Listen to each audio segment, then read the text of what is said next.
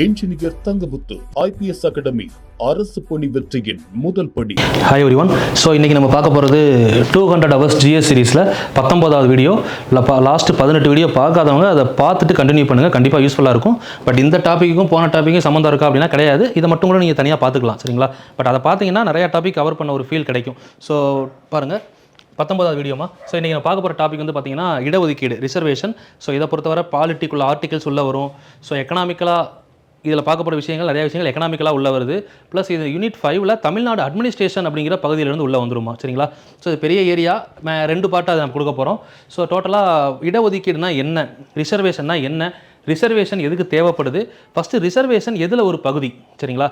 ஏன்னா இப்போ நம்ம அரசியலமைப்பு படி பார்த்தீங்க அப்படின்னா ஆர்டிக்கிள் அடிப்படை உரிமையில் உங்களுக்கு 14லேருந்து அப் டு 32 வரை அடிப்படை உரிமை பற்றி சொல்லக்கூடிய ஆர்டிக்கல். 33, 34, 35 சில பேர் படிச்சிருக்க மாட்டீங்க, அதுவும் இம்பார்ட்டன்ட். ஏன்னா அப் டு 35 வரை அடிப்படை உரிமையில் வருது. அந்த 3 ஆர்டிக்கலை சில பேர் படிக்காமே விட்டுறீங்க கடைசி வரை. அரசியலமைப்புக்கு உட்பட்டு தீர்வு காணும் உரிமைன்னு சொல்லி 32ஓட நிப்பாட்டிடுறீங்க. அந்த 3ஐயும் படிச்சுக்கோங்க, சரிங்களா? பாலிட்டியில் வரும்போது சொல்கிறாரு. இப்போ வந்து பார்த்தீங்கன்னா உங்களுக்கு ஸ்டார்டிங்கில் முக்கியமான அடிப்படை உரிமைகளில் சமத்துவ உரிமை, சுதந்திர உரிமை, சுரண்டலுக்கு எதிரான உரிமை அப்படின்னு சொல்லி உரிமைகளை பாயிண்ட் பண்ணி படிப்போம். அதில் மெயினாக நமக்கு இப்போ சமத்துவ உரிமை. அதில் ஆர்டிக்கிள் 15 சமத்துவம், எல்லாரும் சமம், சட்டத்தின் முன் அனைவரும் சமம், ஆர்டிக்கிள் 14, சரிங்களா? ஸோ சட்டம் எல்லாருக்கும் சம உரிமையை வழங்கியுள்ளது. இதெல்லாம் ஆர்டிக்கிள் 15, 16, 17 அப்படியே எல்லாத்துலேயுமே நம்ம உரிமைகளை பற்றி பேசிக்கிட்டு இருக்காங்க. ஸோ இப்போ இதில் எதுக்காக சொல்ல வரோம் அப்படின்னா, இந்த உரிமைகளில் இடஒதுக்கீடு என்ன சொல்ல வருது? ஸோ ஒரு சட்டத்துக்கு முன்னாடி இந்திய மக்கள் அனைவரும் சமமானவர்கள், யாருக்கும் ஏற்றத்தாழ்வு காட்டக்கூடாது அப்படின்னு சொல்கிறோம். பட் அப்படி ஏற்றத்தாழ்வு காட்டக்கூடாதுன்னா 2 விஷயம் பார்க்கணும். எல்லாரும் ஈக்குவலாக இருக்கணும். அப்போது வளர்ந்தவங்க நம்ம குறைச்சி இடம் போடக்கூடாது. அதாவது வளர்ந்த ஜென்ரேஷன், வளர்ந்த எக்கனாமிக்கலாக டெவலப்பான ஒரு குரூப்பை நம்ம அதுக்கு மேலே டெவலப் பண்ணுறதுக்கான ஆக்ஷன்ஸ் எடுக்கிறோமோ இல்லையோ, எக்கனாமிக்கலாக டவுனாக இருக்கிறவங்க, மெயினாக நான் இந்த எக்கனாமிக்கல்ன்ற வார்த்தையை ஏன் மென்ஷன் பண்ணி கடைசியாக சொல்கிறேன், சரிங்களா? இப்போ நமக்கு புக்கில் வந்து பார்த்திங்கன்னா சமூகத்தில் பின்தங்கியுள்ளவர்கள் அப்படின்ற வார்த்தை தான் யூஸ் பண்ணியிருப்பாங்க. சோஷியலி, எக்கனாமிக்கலி அண்ட் பொலிட்டிக்கலி 3மே நமக்கு முக்கியம். சமூகத்தில் பின்தங்கியில் இருக்க மக்களை முன்னேற்றதற்காக நிறையா ஸ்டெப்ஸ், நிறையா மெஷர்ஸ் வந்து கவர்மெண்ட் எடுக்கிறாங்க. அதில் ஒரு மெஷர் தான் வந்து பார்த்திங்கன்னா இடஒதுக்கீடு, சரிங்களா? சமூகத்தில் பின்தங்கியுள்ள தாழ்த்தப்பட்ட மக்களை முன்னேற்றுவதற்காக அரசாங்கம் மேற்கொள்ளக்கூடிய வழிமுறைகளில் ஒன்று இடஒதுக்கீடு, சரிங்களா? ஸோ அப்போ இந்த இடஒதுக்கீடை பற்றி நம்ம பார்க்க போகிறோம். இடஒதுக்கீடு அப்படிங்கிறது இப்போ இதில் வந்துடுது one of the justice, social ஜஸ்டிஸில் ஒரு பார்ட்டாக வருது, சமூக நீதி அப்படிங்கிறதுல. அப்போ இடஒதுக்கீடு கொடுக்கறதுனால என்ன நடக்கும் அப்படின்னு பார்த்தீங்கன்னா, தாழ்த்தப்பட்ட மக்களும் சமூகத்தில் பின்தங்கியுள்ள மக்களும் ஒடுக்கப்பட்ட மக்களும் எப்பொழுது ஒரு ஆட்சி அதிகாரத்தை ரீச் பண்ணுறாங்களோ அப்போ தான் இந்த சமூகத்தில் எல்லாரும் ஈக்குவலாக இருப்பாங்க அப்படிங்கிற விஷயத்தை தான் அதில் மென்ஷன் பண்ணியிருக்காங்க. ஸோ அரசியல் அதிகாரத்தை மக்கள் ரீச் பண்ணுறதுக்கு, சரிங்களா, இந்த வேலை வந்து ரீச் பண்ணுறதுக்கு சப்போர்ட்டிவாக இருக்கக்கூடிய வெஹிக்கிள் தான் நம்ம ரிசர்வேஷன் அப்படின்னு படிக்கிறோம், சரிங்களா? ஓபிசி, எஸ்சி, எஸ்டி இந்த மாதிரி கேட்டகரி பண்ணியிருக்க மக்கள் எல்லாரும் வந்து சட்டத்தை என்ன பண்ண போகிறாங்க, ரீச் பண்ண போகிறாங்க. ஸோ இதை ஒன் பை ஒன்னாக பார்க்குறதுக்கு முன்னாடி இந்த ஜஸ்டிஸ் ஏன் தேவைப்படுது அப்படின்னு பார்த்தீங்கன்னா, பை நேச்சர் நம்ம முன்வேத காலத்திலிருந்தே, வேத காலங்கள் உருவானப்போ இருந்தே வர்ணாசிரம முறைப்படி மக்கள் குல ரீதியாக, குல தொழில் ரீதியாக பிரிக்கப்படுகின்றனர். பிராமணர், சத்திரியர், வைசியர், சூத்திரர் அப்படின்னு சொல்லி. ஸோ அப்போ அந்த வர்ண முறைப்படி அந்த குலத்தில் பிறந்தவர்கள் அந்த குலத்தொழில் தான் பண்ணணும்னு சொல்லி பிற்காலத்தில் கட்டாயப்படுத்தப்படுகின்றனர். அப்போது ஒரு சில டெவலப்டு பீப்புள் என்ன பண்ணிடுறாங்க, எக்கனாமிக்கலி டெவலப்டு பீப்புள் மறுபடியும் டெவலப் ஆக ஆரம்பிக்கிறாங்க. ஸோ எக்கனாமிக்கலாக அவங்க குலத்தொழில் வந்து பார்த்திங்கன்னா எல்லாருக்கும் கீழே தாழ்த்தப்பட்டவரை நடத்தப்பட்ட ஒரு சில மக்கள் இன்னும் அப்படியே நடத்தப்படுறாங்க. ஸோ அதிலிருந்து மீண்டு வரணும். ஏன்னா இப்போ இருக்கக்கூடிய அரசியலமைப்பு சட்டத்தின்படி சட்டத்தின் முன் அனைவரும் சமம் அப்படின்னு சொல்லி. ஸோ அப்போ அவங்களோட கேட்டகரியை பார்க்குறாங்க. ஸோ இந்த வளர்ச்சி அப்படின்னு நம்ம பார்க்குற கேட்டகரி மக்கள் உருவான காலத்திலிருந்து இது வரைக்கும் ஒரு குரூப் ஆஃப் பீப்புள் சொசைட்டியில் எப்படி வச்சுருக்காங்க. ஸோ இப்போ பிற்படுத்தப்பட்ட மக்கள் நம்ம இப்போ ரிசர்வேஷன் படி பார்த்தோம்னா, இப்போது ஓசி இங்கே எடுத்துக்கோங்க. ஓசி இதை நான் எக்கனாமிக்கலாக சொல்லலை, சரிங்களா? சமூக ரீதியாக வளர்ந்த மக்களை வச்சு பார்த்தோம்னா ஓசி கேட்டகரி. இப்போது இங்கே மேலே ஒரு மக்களுக்கு தேவையான கிடைக்கப்பட வேண்டிய உரிமைகள் எடுத்துக்கிறோம். ஒன்று எஜுகேஷன், கவர்மெண்ட் ஜாப், பார்லிமெண்ட். இந்த 3ஐயும் நான் ஏன் மென்ஷன் பண்ணுறேன் அப்படின்னு எடுத்திங்கன்னா, கல்வி எல்லாருக்கும் கிடைக்கணும். பொருளாதாரத்திலையும் சமூகத்திலையும் நம்ம முன்னேறணும் அப்படின்னா கல்வி எல்லாருக்கும் கிடைக்கணும். அது மாதிரி அரசு வேலை கிடைக்கணும். பார்லிமெண்ட்டுக்குள்ளே, அதாவது அரசியலமைப்பு உருவாக்கக்கூடிய சட்டமன்றத்துக்குள்ளேயோ பாராளுமன்றத்துக்குள்ளேயோ எல்லா கம்யூனிட்டியிலேருந்தும் மக்கள் இருக்கணும், எல்லா சொசைட்டியிலேருந்து அப்படின்றது தான் இதோட ஃபார்ம். ஸோ இதில் வந்து பார்த்தீங்கன்னா இப்போ இதெல்லாம் எப்போ கிடைக்கும் அப்படின்னு பார்த்தீங்கன்னா, ஒரு ஓசி பீப்புளாக இருக்கிறாங்க அப்படின்னு பார்த்தீங்கன்னா அவங்க அந்த காலத்துலேருந்தே அதிகமான மக்கள் இந்த 3லேயுமே இன்வால்வ் ஆகியிருக்காங்க. ஸோ அதனால் அவங்களோட இந்த ஹைட்டை மெஷர் பண்ணுறது அந்த சொசைட்டியோட growth சரிங்களா. இப்போ ஓபிசி பிற்படுத்தப்பட்டோர் அதர் பேக்வர்டு கிளாஸ்னு வந்தோம்னா ஸோ அவங்களோட growth இப்போ எக்ஸாம்பிள் இதை ரீச் பண்ணுறதுக்கு நமக்கு ஒரு 10 அடி தேவைப்படுது அப்படின்னா இந்த ஓபிசி மக்கள் 7 அடின்னு வச்சுக்கோங்க. 7 அடியில் இந்த சமூகம் இருக்குது. இவங்களுக்கு ஒரு 3 அடியில் அவங்களுக்கான சப்போர்ட் நம்ம கொடுத்தோம் அப்படின்னா அவங்க ஈஸியாக 10 அடியை ரீச் பண்ணிடுவாங்க சரிங்களா. இதுதான் ரீசன். இந்த 3 அடியை நம்ம ஒரு ஸ்டெப் அப்படின்னு எடுத்துக்கலாம் சரிங்களா, ஒரு ஸ்டெப். இதுவே எஸ்சி பீப்புள் இவங்க வந்து 5 feet தான் அந்த சமூகம் வளர்ந்துருக்கு. இன்னும் 5 அடிக்கு நம்ம அவங்களுக்கு சப்போர்ட் கொடுத்தாதான் இவங்க மொத்தம் இருக்கக்கூடிய 10 அடியை தாண்டி இந்த 3ஐயும் அவங்களால ரீச் பண்ண முடியும். ஸோ அப்போ இந்த இடத்துல எஸ்சி பீப்புளுக்கு நம்ம 2 ஸ்டெப் கொடுக்க வேண்டியது இருக்குது சரிங்களா. அதே மாதிரி எஸ்டி அவங்க இன்னும் சமூகத்தில் ரொம்பவே பின்தங்கி இருக்காங்க. அவங்களோட சமூக வளர்ச்சி 3 feet அப்படின்னு எடுத்துக்கோங்க. அவங்களுக்கு 7 feetக்கு நம்ம என்ன பண்ண வேண்டியது இருக்குது, எக்ஸ்ட்ரா சப்போர்ட் பண்ணி அவங்கள நம்ம என்ன பண்ண வேண்டியதாக இருக்குது, இந்த 3ஐயும் ரீச் பண்ண வைக்க வேண்டியதாக இருக்குது. ஸோ இந்த 3ஐயும் ரீச் பண்ணுறதுக்காக கவர்மெண்ட் மக்களுக்கு ப்ரொவைட் பண்ணக்கூடிய ஒன் ஆஃப் தி ஸ்பெஷலிட்டி தான் ரிசர்வேஷன், வேறு ஒன்றுமே இல்லை சரிங்களா. ஸோ அப்போ யார் எந்தெந்த இடத்துல இருக்காங்க அவங்கள ஏன் டெவலப் பண்ண போகிறோம், எல்லாருக்கும் சமமாக எல்லாமே கிடைக்கணும் அப்படின்னா சமூக ரீதியாக இயற்கையாகவே பின்தங்கி இருக்க மக்களை எப்படி மேலே கொண்டு வரோன்றது ரிசர்வேஷன் கொடுக்க போகிறாங்க. அதான் கான்செப்ட் புரிஞ்சுக்கோங்க. இப்போ ரிசர்வேஷன் எப்படி இருக்குது அப்படின்றத பார்த்துக்கலாம். ஸோ அப்போ சமூக நீதியை மொத்தமாக 3ஆக பிரிக்கலாம். அப்படியே எழுதிக்கோங்க வரிசையாக. ரிசர்வேஷன் ஆன் சோசியலி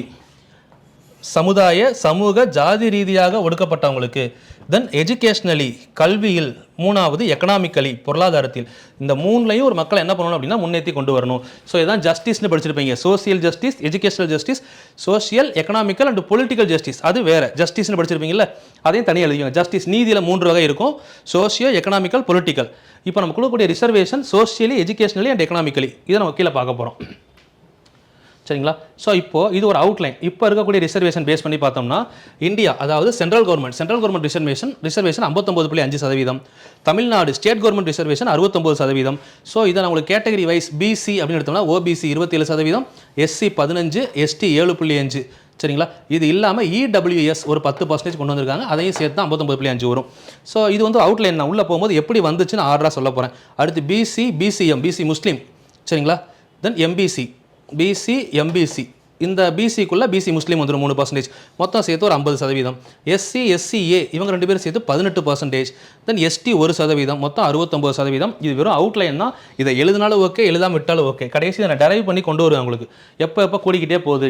இப்போ 27 இருந்தது, 26 இருந்தது, எப்படி 31 ஆகுது, 31% ரிசர்வேஷன் எப்படி 50 ஆகுது, 50 எப்படி 30-20 பிரியுது. அப்படியே உங்களுக்கு சார்ட் போடுவேன். நீங்கள் இப்போதைக்கு சும்மா அவுட்லைனாக எழுதிட்டு அப்படியே நான் சொல்லாத ஃபுல்லாக எழுதிட்டு வாங்க. இப்போ காரணங்கள், இப்போ அந்த ரிசர்வேஷன் அப்படின்னு சொல்கிறோம்ல. ஸோ அப்போ சமூக ரீதியாக பின்தங்கி இருக்கவங்கள எப்படியெல்லாம் நம்ம வந்து முன்னேற்ற முடியும் அப்படின்றதுக்கு காரணங்கள் கொடுத்துருக்காங்க. ஒன்று முன்னிலைப்படுத்துதல், எழுதிக்கவங்க இதெல்லாம்.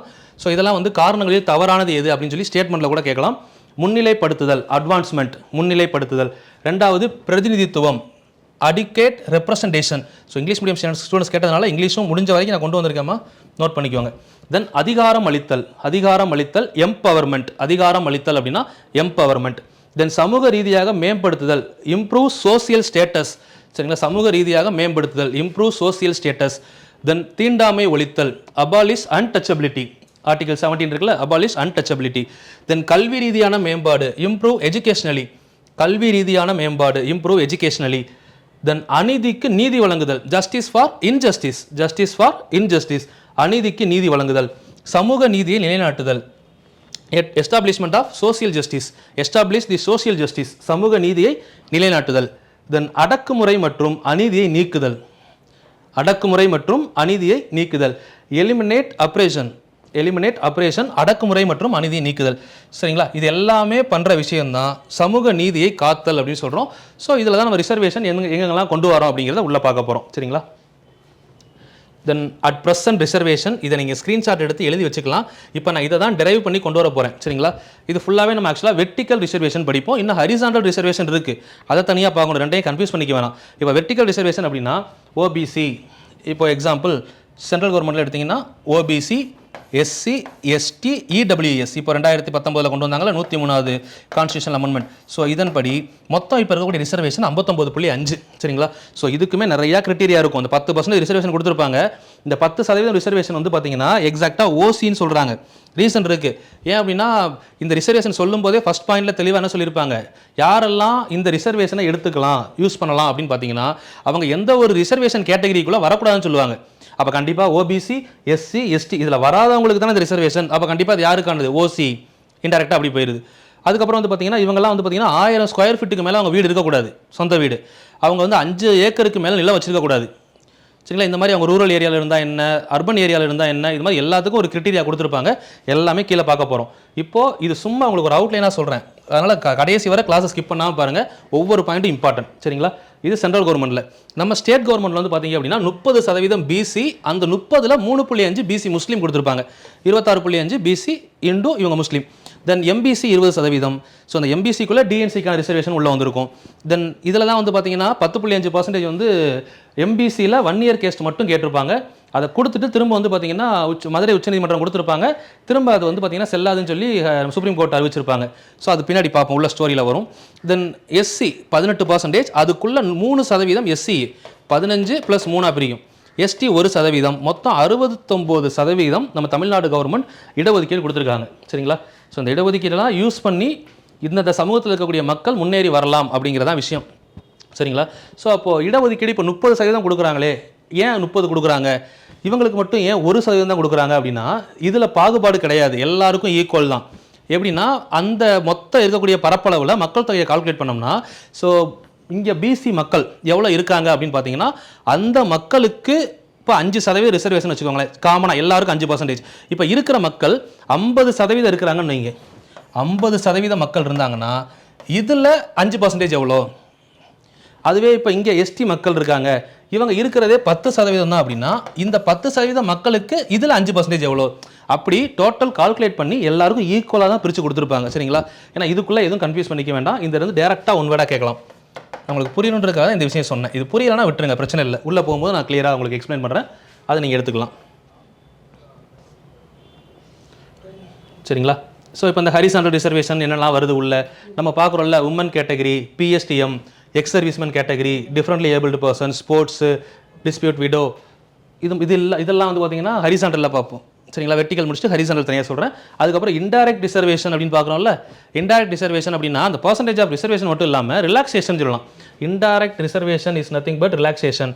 எக்ஸாம்பிள் ஏஜ், ஃபீஸ் கன்செஷன், நிறைய அட்டம்ப்ட்ஸ் கொடுக்குறது, இதெல்லாம் நமக்கு அடிஷனலாக வந்துடும் இன்டைரக்டாக. டைரக்ட் ரிசர்வேஷன் இல்லாமல் ஏஜ், இப்போ நார்மலாக வந்து பிசினா +2, எஸ்சி எஸ்டினா +5 அப்படின்னு சொல்லி கொடுக்குறாங்க தெரியுமா? சென்ட்ரல் கவர்மெண்ட்லையும் கொடுக்குறாங்க, ஸ்டேட் கவர்மெண்ட்லையும் கொடுக்குறாங்க. இதெல்லாம் இன்டைரக்ட் ரிசர்வேஷன். நமக்கு உள்ள போகிறதுல சம் பர்சன்டேஜ் ஆஃப் ரிசர்வேஷன் கொடுக்குறாங்கன்னு பார்த்தது டேரக்ட்.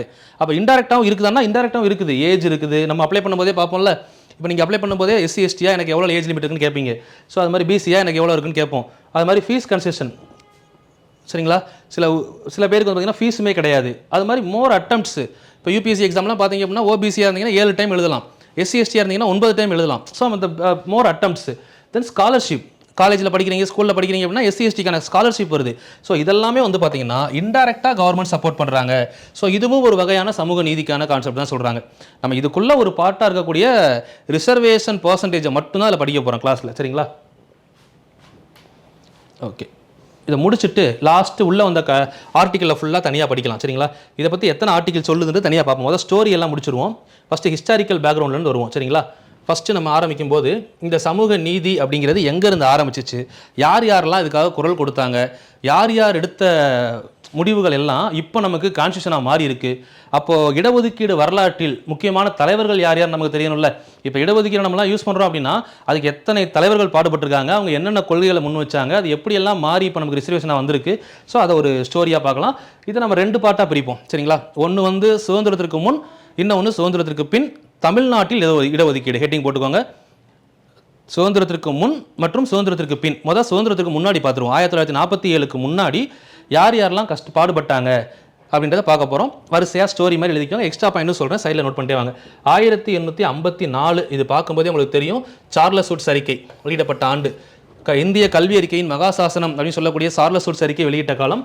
அந்த காலத்தில் வந்து பார்த்தீங்க அப்படின்னா ஸ்டாண்டிங் ஆர்டர் 128ல் 128ல் 2 ரிலீஸ் பண்ணியிருப்பாங்க கவர்மெண்ட், பிரிட்டிஷ் கவர்மெண்ட். அப்போ அந்த பிரிட்டிஷ் கவர்மெண்ட்டை என்ன சொல்லியிருப்பாங்க அப்படின்னு கேட்டிங்கன்னா, எஸ்சி எஸ்டி ஸ்டூடெண்ட்ஸ் நம்ம இப்போ சொல்கிறோம், அப்போ என்ன சொல்லுவாங்கன்னா தாழ்த்தப்பட்ட மாணவர்கள் அலவுட் இன் ஸ்கூல்ஸ் அப்படின்னு சொல்லியிருப்பாங்க.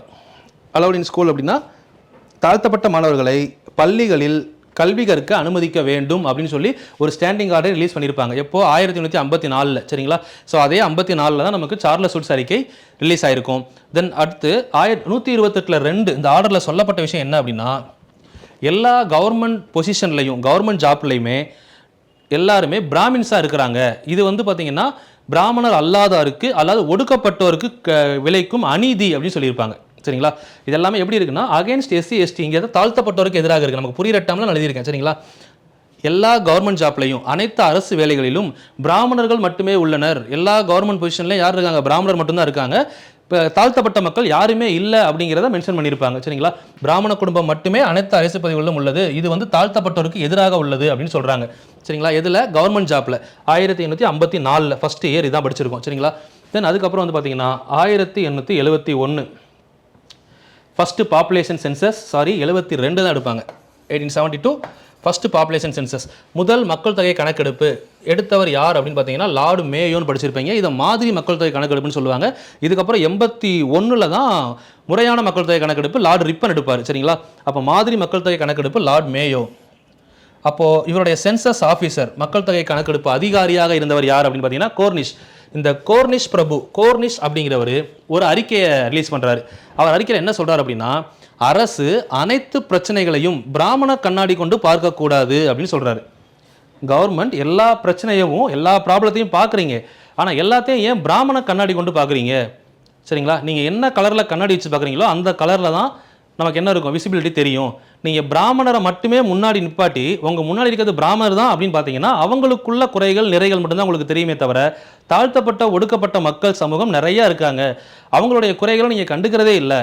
நீங்கள் பார்க்குற கண்ணாடியே பிராமண கண்ணாடி, உங்களுக்கு தெரிகிறது பிராமணர் தான் தெரியுவாங்க அப்படின்னு சொல்கிறாங்க சரிங்களா. பிராமண கண்ணாடி கொண்டு பார்க்குறீங்க, மற்ற தாழ்த்தப்பட்டோர் ஒடுக்கப்பட்டோர்னு சொல்லி நிறையா ஜாதிகள் இருக்காங்க. நான் பிராமின்ஸ் தான் 97% இருந்திருக்காங்க. ஸோ அப்போ 90க்கும் மேற்பட்ட பிராமணர் அல்லாதோரை நீங்கள் கண்டுக்கவே இல்லை, பிராமின்ஸை மட்டும்தான் பார்க்குறீங்க அப்படின்னு சொல்லி பார்க்கக்கூடாது அப்படின்னு சொல்லியிருப்பார். சொன்னவர் யார் அப்படின்னா கோர்னிஷ். கேட்கலாம் சரிங்களா. see the other people also அப்படின்னு சொல்கிறார். சிம்பிளாக உங்களுக்கு புரியுற மாதிரி இருக்கேன். தென் 1881 முறையான பாப்புலேஷன் சென்சஸ். அதுக்கடுத்து லார்ட் ரிப்பன் வராருல, பஞ்சாயத்து ராஜ் கொண்டு வந்தவர், உள்ளாட்சியின் தந்தை ரிப்பன் எங்கள் அப்பன் அப்படின்ற கோட் இருக்கு சொல்லியிருக்கேன் இல்லைங்களா. பாப்புலேஷன் சென்சஸ் கொண்டு வர யார்? Lord ribbon.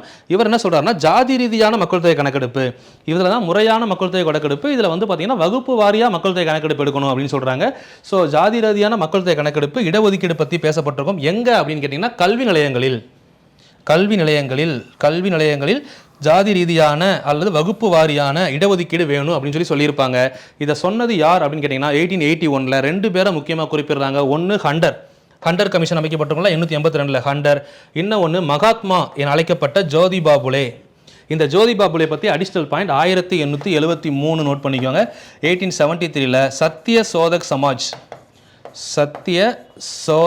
சமாஜ் என அழைக்கப்படக்கூடிய சங்கத்தை நிறுவியிருப்பார். சத்ய சோதக் சமாஜ் சரிங்களா. உண்மையை நாடுவோர் சங்கம் அப்படின்னு சொல்லுவாங்க. ஸோ அதே மாதிரி பார்த்தீங்கன்னா இவருடைய புத்தகம் ஒன்று இருக்கும், நூல். அந்த நூல் பேர் குலாம்கிரி. ஸோ இது கூட நீங்கள் படிச்சிருப்பீங்க, சமூக சமய சீர்திருத்த இயக்கத்தில் வரும். நமக்கு 10th புக்கில் 6வது படம் நினைக்கிறேன், 5வது படம் குலாம்கிரி. குலாம்கிரி அப்படின்னா உண்மை விளம்பி அப்படின்னு பொருள் சரிங்களா. ஸோ இதெல்லாம் வந்து பார்த்தீங்கன்னா இவரை பற்றின முக்கியமான ஜோதிபா புலே. இதில் இவர் மட்டும் இல்லை, இவருடைய மனைவி நம்ம ஸ்கூல் புக்கில் 8th புக்லையும் 10th புக்லையும் டேட்டா மிஸ்மேட்ச் ஆகும். 1848 இருக்கும் ஒரு புக்கில் 1852 இருக்கும். அதை சொல்ல போனோம்னா அப்போ இவங்களுக்கெல்லாம் முன்னாடியே அவங்க ஒய்ஃப் யார்? ஜோதிபா புலேயோட ஒய்ஃப் மனைவி, அவங்க பேர் சாவித்ரிபா புலே. சாவித்ரிபா புலே தான் முதல் பெண் ஆசிரியர். இந்தியாவில் முதல் பெண் ஆசிரியர்னு கேட்டிங்கன்னா சாவித்ரிபா புலே. இவங்க வந்து பார்த்தீங்கன்னா பெண்களுக்கான பள்ளிகள் தொடங்கணும், தாழ்த்தப்பட்ட பெண்களுக்கான பள்ளிகள் தொடங்கணும் அப்படின்னு சொல்லி 1852 பேசியிருக்காங்கன்னு 10th புக்கில் இருக்குது. 8th புக்கில் 48 பேசப்பட்டிருக்காங்க, 11th புக்கில் இருக்குது 48 சொல்லி. அதனால் 2 டேட்டா மென்ஷன் பண்ணிக்கோங்க. 1848 1852 எது ஆப்ஷனில் இருக்கோ எடுத்துக்கலாம். சொன்னது யார் அப்படின்னா சாவித்ரிபா புலே. பெண்களுக்கான தனிப்பள்ளிகள், பெண்களுக்கான விடுதிகள், ஒடுக்கப்பட்ட பெண்களுக்கான பள்ளிகள், இதை பற்றி பேசியிருப்பாங்க சரிங்களா. வரிசையாக இயர் ஆர்டரில் அப்படியே பார்த்துக்கிட்டே வாங்க. 1848 52 கூட நீங்கள் முன்னாடி எழுதிக்கலாம். அடுத்து 54 வந்து சார்லஸ் வுட்ஸ் ரிப்போர்ட்டு அந்த அரசாணை வெளியிட்டதை சொல்லிக்கலாம். அதுக்கப்புறம் 72 வந்தீங்க அப்படின்னா லார்ட் மேயோ பிரபு என்ன பண்ணுவார்? மாதிரி மக்கள் தொகை கணக்கெடுப்பு கோர்னிஷ் ரிப்போர்ட்டை சொல்லலாம். அப்படியே கீழே வந்தீங்கன்னா 81 லார்ட் ரிப்பன் வரைக்கும் வந்திருக்கும். இப்போ அப்படியே படிக்க ரிவைஸ் பண்ணிட்டே வந்துருங்க சரிங்களா. அதுக்கடுத்து 1885 சென்னை மாகாண அரசு நிதியுதவி வழங்க வேண்டும். எதுக்கு? அரசு பள்ளி தொடங்க வேண்டும் தாழ்த்தப்பட்ட மக்களுக்காக அப்படின்னு கேட்டிருப்பாங்க. சென்னை மாகாண அரசு நிதியுதவி வழங்கியிருப்பாங்க. தாழ்த்தப்பட்டோருக்கான பள்ளி கவர்மெண்ட்டே ஓப்பன் பண்ணியிருப்பாங்க. தாழ்த்தப்பட்டோருக்கான பள்ளிகள் கவர்மெண்ட் ஓப்பன் பண்ணியிருப்பாங்க. ஆனாலும் இந்த பள்ளிகளில் அந்த டைமில் வந்து பார்த்தீங்க அப்படின்னா பிராமணர் தான் அதிகமாக படித்தாங்க. ஒடுக்கப்பட்ட மக்கள் அப்பவும் ஒடுக்கப்பட்டு தான் இருந்தாங்க அப்படின்னு சொல்லப்படுது. சரிங்களா? 1885 ஐஎன்சி உருவான காலம். சரிங்களா? தென் 1891 1891. ஸோ இது பெரிய இந்த டைம் வந்து முக்கியமான இடமா 1891 1892 காலகட்டம். ஏன்னா அந்த டைமில் வந்து பார்த்தீங்கன்னா நம்ம தேசிய பாடல் பாடப்பட்டது இப்போ தான் 96 1896 இந்த காலகட்டங்களில் தான் 890களில். சரிங்களா? அதே மாதிரி பார்த்தீங்கன்னா 1890 இன்னொரு முக்கியமான விஷயம் என்ன அப்படின்னு பார்த்தீங்கன்னா அயோத்திதாச பண்டிதர் வந்து பார்த்தீங்கன்னா திராவிட மகாஜன சபா அப்படிங்கிற ஒரு அமைப்பை நிறுவி அந்த அமைப்போட முதல் மாநாடு நீலகிரியில் நடைபெற்றது. இது வந்து நமக்கு டிஎன்பிஎஸ்சி குரூப் 4 2024 கொஸ்டின். திராவிட மகாஜன சபையின் முதல் மாநாடு நடைபெற்ற இடம் நீலகிரி. நோட் பண்ணிக்கோங்க. ஸோ 1891 தான். தொடங்கினவர் யார் அப்படின்னு கேட்டிங்கன்னா அயோத்திதாச பண்டிதர். ஸோ அந்த டைமில் செங்கல்பட்டு மாவட்ட ஆட்சியர் 3 men Gray. நோட் பண்ணிக்கோங்க. 3 men Gray என்ன சொல்கிறாருன்னா ஒரு ஒடுக்கப்பட்ட மக்களுக்கான அறிக்கைன்னு ஒரு அறிக்கையை சப்மிட் பண்ணுறாரு. ஒடுக்கப்பட்ட மக்களுக்கான அறிக்கை அப்படின்னு சொல்லி ஒரு அறிக்கையை சப்மிட் பண்ணுறாரு. இந்த அறிக்கையில் என்ன சொல்கிறார் அப்படின்னு கேட்டிங்கன்னா இன்னும் சில சமூகங்களில் சில மக்களுக்கு தங்குறதுக்கு கூட இடம் இல்லாமல் இருக்காங்க, தங்குறதுக்கு கூட நிலம் இல்லாமல் இன்னும் ஒரு சில மக்கள் இருக்காங்க அப்படின்றத மென்ஷன் பண்ணியிருப்பார். சில வகுப்பினருக்கு இன்னும் குடியிருக்க நிலம் இல்லை அப்படின்னு சொல்லியிருப்பார் 1891. ஸோ இந்த ரிப்போர்ட் அடிப்படையில் தான் 1892 பஞ்சமி நிலச்சட்டம் அப்படின்னு சொல்லி சட்டம் இயற்றப்பட்டது. பஞ்சமி நிலச்சட்டம் முக்கியமான சட்டமாக பஞ்சமி நிலச்சட்டம் 1892 இயற்றப்பட்டது. ஸோ இதன்படி என்ன சொல்கிறாங்க அப்படின்னா 12 லட்சம் ஏக்கர் நிலங்களை இந்த மாதிரி ஒடுக்கப்பட்ட மக்கள் குடியிருக்க நிலம் இல்லாத மக்களுக்கு அரசு ஒதுக்கி தருது அப்படின்னு சொல்றாங்க. அரசால் பகிர்ந்தளிக்கப்பட்டு இந்த நிலங்கள் 10 வருஷம் இந்த பஞ்சம மக்கள் யாருக்கும் கொடுக்கக்கூடாது, அவங்க தான் யூஸ் பண்ணணும்.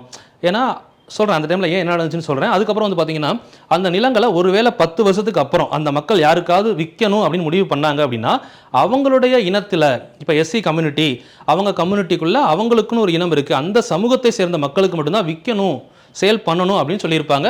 அது பிற்காலத்தில் மாற்றப்பட்டு அந்த நிலத்தை மறுபடியும் கவர்மெண்ட் வந்து பார்த்தீங்கன்னா கண்காணிக்கிறதுக்கு குழு அமைச்சிருப்பாங்க. பின்னாடி பார்ப்போது. சரிங்களா? ஸோ அப்போ மொத்தம் எத்தனை லட்சம் ஏக்கர் அப்படின்னு பார்த்தீங்கன்னா 12 லட்சம் ஏக்கர். ஸோ இந்த டேட்டா எல்லாமே நம்ம 11th புக்கு பாலிட்டியில் இருக்குமா? 11th புக்கு பாலிட்டி எடுத்து பாருங்க, அங்கே தான் எல்லாமே இருக்குது. ஸோ அதுக்கடுத்து பார்த்தீங்கன்னா பஞ்சமர் பள்ளிகள் தொடங்கியிருப்பாங்க. பஞ்சமர் பள்ளி பஞ்சமி நிலச்சட்டம் 1892. சரி, அப்போ அந்த பஞ்சமர் அப்படின்னா என்ன மீனிங் அப்படின்னு பார்த்தீங்கன்னா வைதிக மதத்தின்படி 4 வர்ணங்களுக்கு வெளியே உள்ள மக்களை குறிக்கிறதுன்னு சொல்கிறாங்க. வைதிக மதத்தின்படி 4 வர்ணங்கள் பிராமணர் சத்திரிய வைசிய சூத்திரன்னு சொல்லி 4 வர்ணத்துக்கு வெளியே இருக்கக்கூடிய மக்களை குறிக்குது அப்படின்னு சொல்கிறாங்க. இந்த பஞ்சமர் பள்ளிகளை பின்னாடி வந்து பார்த்தீங்கன்னா நம்ம அயோத்திதாச பண்டிதர் சிங்காரவேலன் போன்ற தலைவர்கள் வந்து போராடி என்ன பண்ணாங்க, பஞ்சமர் அப்படிங்கிற பேரை மாற்றி ஆதி திராவிடர் பள்ளி என அழைக்கப்பட வேண்டும் சொல்லியிருப்பாங்க. பஞ்சமர் பள்ளியை ஆதி திராவிடர் பள்ளி, ஆதியிலிருந்து உருவான திராவிடர் அப்படின்னு சொல்லி ஆதி திராவிடர் பள்ளி அப்படின்னு சொல்லியிருப்பாங்க. சரிங்களா?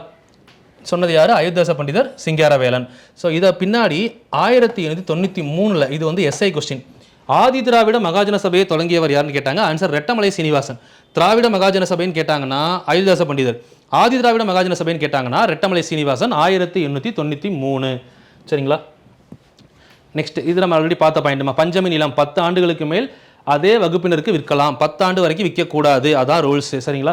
தென் அதுக்கப்புறம் இந்த பஞ்சமி நிலங்கள் நிறைய பேர் ஆக்குப்பை பண்ணிட்டாங்கன்னு சொல்லி அதுக்காக மீட்கிறதுக்காக போடப்பட்ட குழு தான் தமிழ்நாட்டில் 2011 பஞ்சமி நில மீட்பு குழு. தலைவர் வந்து பார்த்தீங்கன்னா மருதமுத்து அப்படிங்கிற தலைமையில் பஞ்சமி நில மீட்பு குழு போட்டிருப்பாங்க. 2011 போடப்பட்டிருக்கும். தென் 1892 1892. சரிங்களா? 1861 வந்து பார்த்தீங்கன்னா ஃபர்ஸ்ட் ஆக்ட் போட்டிருப்பாங்கல்ல ஆஃப்டர் சிப்பாய் கழகம், சிப்பாய் மூட்னிக்கு அப்புறம் ஃபர்ஸ்ட் ஆக்ட் 1861, ரெண்டாவது 1892. இதில் 128 ஸ்டாண்டிங் ஆர்டர் 2ல் சென்னை மாவட்டத்தில் அனைத்து துறைகளிலும் பிரதிநிதித்துவம் அளிக்கப்பட வேண்டும் அப்படின்னு கேட்டிருப்பாங்க. சென்னை மாவட்டத்தில் அனைத்து துறைகளிலும் பிரதிநிதித்துவம், எல்லா டிபார்ட்மெண்ட்லையும் ரெப்ரசன்டேஷன் கொடுக்கணும், வகுப்பு வாரியாக பிரதிநிதித்துவம் கொடுக்கணும் அப்படின்னு சொல்லியிருப்பாங்க 1892. தென் 1892 ஆதி திராவிடர் மகாஜன சபை சார்பில் அயோத்திதாசர் 1 பைசா தமிழன் அப்படிங்கிற பத்திரிகை நடத்தியிருப்பார். நீங்கள் கேள்விப்பட்டிருப்பீங்க. சரிங்களா? ஸோ இது வந்து இந்த இயர் வந்து இந்த திராவிட மகாஜன சபைக்காக கொடுக்கப்பட்டது. இந்த 1 பைசா தமிழன் அப்படிங்கிற பத்திரிகை மூலமாக அயோத்திதாச பண்டிதர் வெளியிட்ட ஒரு குறிப்பாக சொல்லப்படுது, பிராமணர் அல்லாதாரும் இந்திய பணியும், பிராமணர் அல்லாதாரும் அதாவது இந்தியாவில் இருக்கக்கூடிய எல்லா போஸ்ட்டும் பிராமின்ஸ் தான் இருக்காங்கப்பா அப்படின்னு சொல்லி அதை ஒரு பத்திரிகையை ரிலீஸ் பண்ணுறாரு, பத்திரிகை செய்தியாக. அதில் ஒரு புனைப்பெயர் என்ன வச்சிருக்காரு அப்படின்னு கேட்டிங்கன்னா, நடுநிலையாளர், ஃபேர் பிளே அப்படின்னு அழைக்கக்கூடிய நடுநிலையாளர் அப்படிங்கிற பேரில் ரிலீஸ் பண்ணுறாரு. புனைப்பெயர் நடுநிலையாளர், ஃபேர் பிளே. சரிங்களா? பேர் வந்து பார்த்தீங்கன்னா பிராமணர் அல்லாதாரும் இந்திய பணியும் அப்படின்னு சொல்லி ஒரு கட்டுரை வெளியிடுறாரு. பிராமணர் அல்லாதாரும் இந்திய பணியும். வெளியிட்டவர் யார் அப்படின்னு பார்த்தீங்கன்னா அயோத்திதாச பண்டிதர் அப்படின்னு சொல்கிறாங்க. ஏன்னா அவர் பேரில் வெளியிடல, புனைப்பெயர் நடுநிலையாளர் அப்படிங்கிற பெயரில் வெளியிட்டிருக்காரு. இது 1892. தென் அப்படியே வந்தீங்கன்னா 1906 டாக்கா ஆல் இண்டியா முஸ்லீம் லீக் ஸ்டார்ட் ஆகுது. சரிங்களா? ஆல் இண்டியா முஸ்லீம் லீக் ஸ்டார்ட் ஆகுது. ஸோ அந்த முஸ்லீம் லீக் ஸ்டார்ட் ஆனதுக்கப்புறம் முஸ்லீம்களுக்குன்னு தனியாக ஒரு குரூப் உருவாகிறாங்க. முஸ்லீம் லீக் அப்படிங்கிற தனியான ஒரு அமைப்பு உருவாகுது. ஸோ இவங்க என்ன பண்ணுறாங்க, முஸ்லீம் நலனுக்காக நிறையா விஷயங்களை முன்வைக்கிறாங்க. ஏன்னா இதோடைய தொடர்ச்சி தான் நமக்கு 1909 மத்திய சட்டமன்றத்தில் மொத்தம் 27 தொகுதி ஒதுக்கியிருப்பாங்க. சரிங்களா? மத்திய சட்டமன்றத்தில் 27 தொகுதிகள் ஒதுக்கப்பட்டிருக்கும். அந்த 27ல் 8 தொகுதி வந்து பார்த்தீங்க அப்படின்னா யாருக்கு ஒதுக்கியிருப்பாங்கன்னா முஸ்லீம்களுக்கு. இதை தான் நம்ம வந்து மிண்டோ மார்லி சீர்திருத்தம் 1909 முஸ்லீம்களுக்கான தனித்தொகுதி ஒதுக்கப்பட்டது. வகுப்புவாத பிரதிநிதித்துவத்தின் தந்தை லார்டு மிண்டோ அப்படின்னு படிக்கிறோம். அதுக்கு காரணம் இதுதான். இந்த 8 தொகுதியை முஸ்லீம்களுக்கு கொடுத்துருப்பாரு. ஸோ அதனால தான் அவர் வந்து பார்த்தீங்கன்னா வகுப்புவாத பிரதிநிதித்துவத்தின் தந்தை அப்படின்னு சொல்கிறோம். சரிங்களா? லார்டு மிண்டோவை. ஸோ இது முஸ்லீம்களுக்காக ஒதுக்கப்பட்டது. முதலில் இனவாரியாக, சரிங்களா, இனவாரியாக மதவாரியாக ஒதுக்கப்பட்ட முதல் தொகுதின்னு கேட்டிங்கன்னா இந்த 8 தொகுதி தான் 1909. சரிங்களா?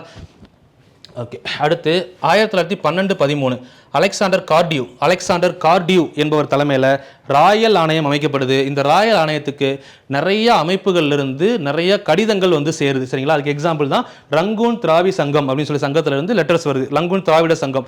ஸோ இதுலேருந்து வந்து பார்த்தீங்கன்னா நிறைய லெட்டர்ஸ் வருது. எல்லா லெட்டர்ஸுமே எதுக்காக வருது அப்படின்னா, எங்களுக்கு இடஒதுக்கீடு வேணும், விகிதாச்சார பிரதிநிதித்துவம் வேணும் அப்படின்னு சொல்லி தான் அதிகமான லெட்டர்ஸ் என்ன பண்ணுறாங்க அப்படின்னு பார்த்தீங்கன்னா எல்லாருமே அனுப்புகிறாங்க, சென்ட் பண்ணுறாங்க. ஸோ அதில் ஆர்டிஓ பாலாஜிராவ் நாயுடு என்ன பண்ணுறாரு, ஆர்டிஓ பாலாஜிராவ் நாயுடு ஒரு பேரை மென்ஷன் பண்ணிக்கோங்க. 1912-13 என்ன பண்ணுறாரு அப்படின்னா ரெக்வெஸ்ட் பண்ணுறாரு. என்ன ரெக்வெஸ்ட் பண்ணுறாரு அப்படின்னு பார்த்தீங்கன்னா, proportional representation on government job, அரசு வேலைகளில் விகிதாச்சார பிரதிநிதித்துவம் வேண்டும் அப்படின்னு சொல்கிறார். அரசு வேலைகளில் விகிதாச்சார பிரதிநிதித்துவம் வேண்டும். ரெக்வெஸ்ட் பண்ணது யார் அப்படின்னா பாலாஜிராவ் நாயுடு, ராயல் கமிஷன் 1912. சரிங்களா? இவர் ஒரு ஆர்டிஓ. எனக்கு தெரிஞ்சு மேக்ஸிமம் எந்த பாயிண்ட்டும் மிஸ் ஆகாது. அப்படியே வரிசை எழுதிக்கிட்டே வாங்க ஆர்டரா. அதே 1912 உருவான பொதுவான அமைப்பு என்னன்னா சென்னை ஐக்கிய கழகம். இந்த கழகம் வந்து பார்த்தீங்கன்னா பிராமணர் அல்லாதார் அமைப்பு அப்படின்னு சொல்லுவாங்க. நான் பிராமின் அசோசியேஷன் அப்படின்னு சொல்கிறாங்க. இது ஒரு non Brahmin association. Madras United League MUL இதை வந்து நீதி கட்சியின் முன்னோடி அப்படின்னு அழைக்கப்படுது. 1912 உருவானது. 1916 சவுத் இந்தியன் லிபரல் ஃபெடரேஷன் அப்படிங்கிற அமைப்பை மாறுது. SILF. இந்த SILF தான் பின்னாடி நீதி கட்சின்னு அழைக்கப்படுது. ஸோ இதுவுமே வந்து பார்த்தீங்கன்னா நீதி கட்சியை பற்றி ஒரு ஷார்ட் ஸ்டோரி வேணால் பார்த்துடலாம். அதுக்கு முன்னாடி 1915 ப்ரீவியஸ் இயர் கொஸ்டின் மாதிரி 1915 திராவிடன் ஒர்த்திஸ், திராவிட பிரபலங்கள் என்ற புத்தகத்தின் ஆசிரியர் யார் அப்படின்னு கேட்டிங்கன்னா சங்கரன் நாயர். இவர் வந்து ஒரு ஜட்ஜு. சரிங்களா? இதை நோட் பண்ணிக்கோங்க. புத்தகங்கள் ஆசிரியர்களை கேட்பாங்க. திராவிடியன் ஒர்த்திஸ், திராவிட பிரபலங்கள் என்ற புத்தகத்தின் ஆசிரியர் சங்கரன் நாயர். சரிங்களா? தென் 1916 இப்போ நமக்கு நீதி கட்சி உருவாருது. ஸோ அதை பற்றி நம்ம பார்க்கலாம். 1916 PT தியாகராயர், தென் TM நாயர், நடேசனார், பனகல் இவங்கெல்லாம் இருக்காங்க. ஸோ விக்டோரியா மகாராணி அரங்கத்தில் 2 குழுக்கள் செயல்படுறாங்க. 2 முடிவு எடுக்கிறாங்க. 2 குழுக்களாக செயல்பட ஆரம்பிக்கிறாங்க. முடிவு 1 வந்து பார்த்தீங்க அப்படின்னா SIPA. முடிவு 2 என்ன அப்படின்னு பார்த்தீங்கன்னா SILF. 2 முடிவுகள் எடுக்கப்படுது. SIPA அப்படின்னா என்னன்னா சவுத் இந்தியன் பீப்புள் அசோசியேஷன். இன்னொன்று சவுத் இந்தியன் லிபரல் ஃபெடரேஷன். இதை வந்து நம்ம நீதி கட்சி படிக்கிறப்போ டெப்த்தாக படிப்போம்.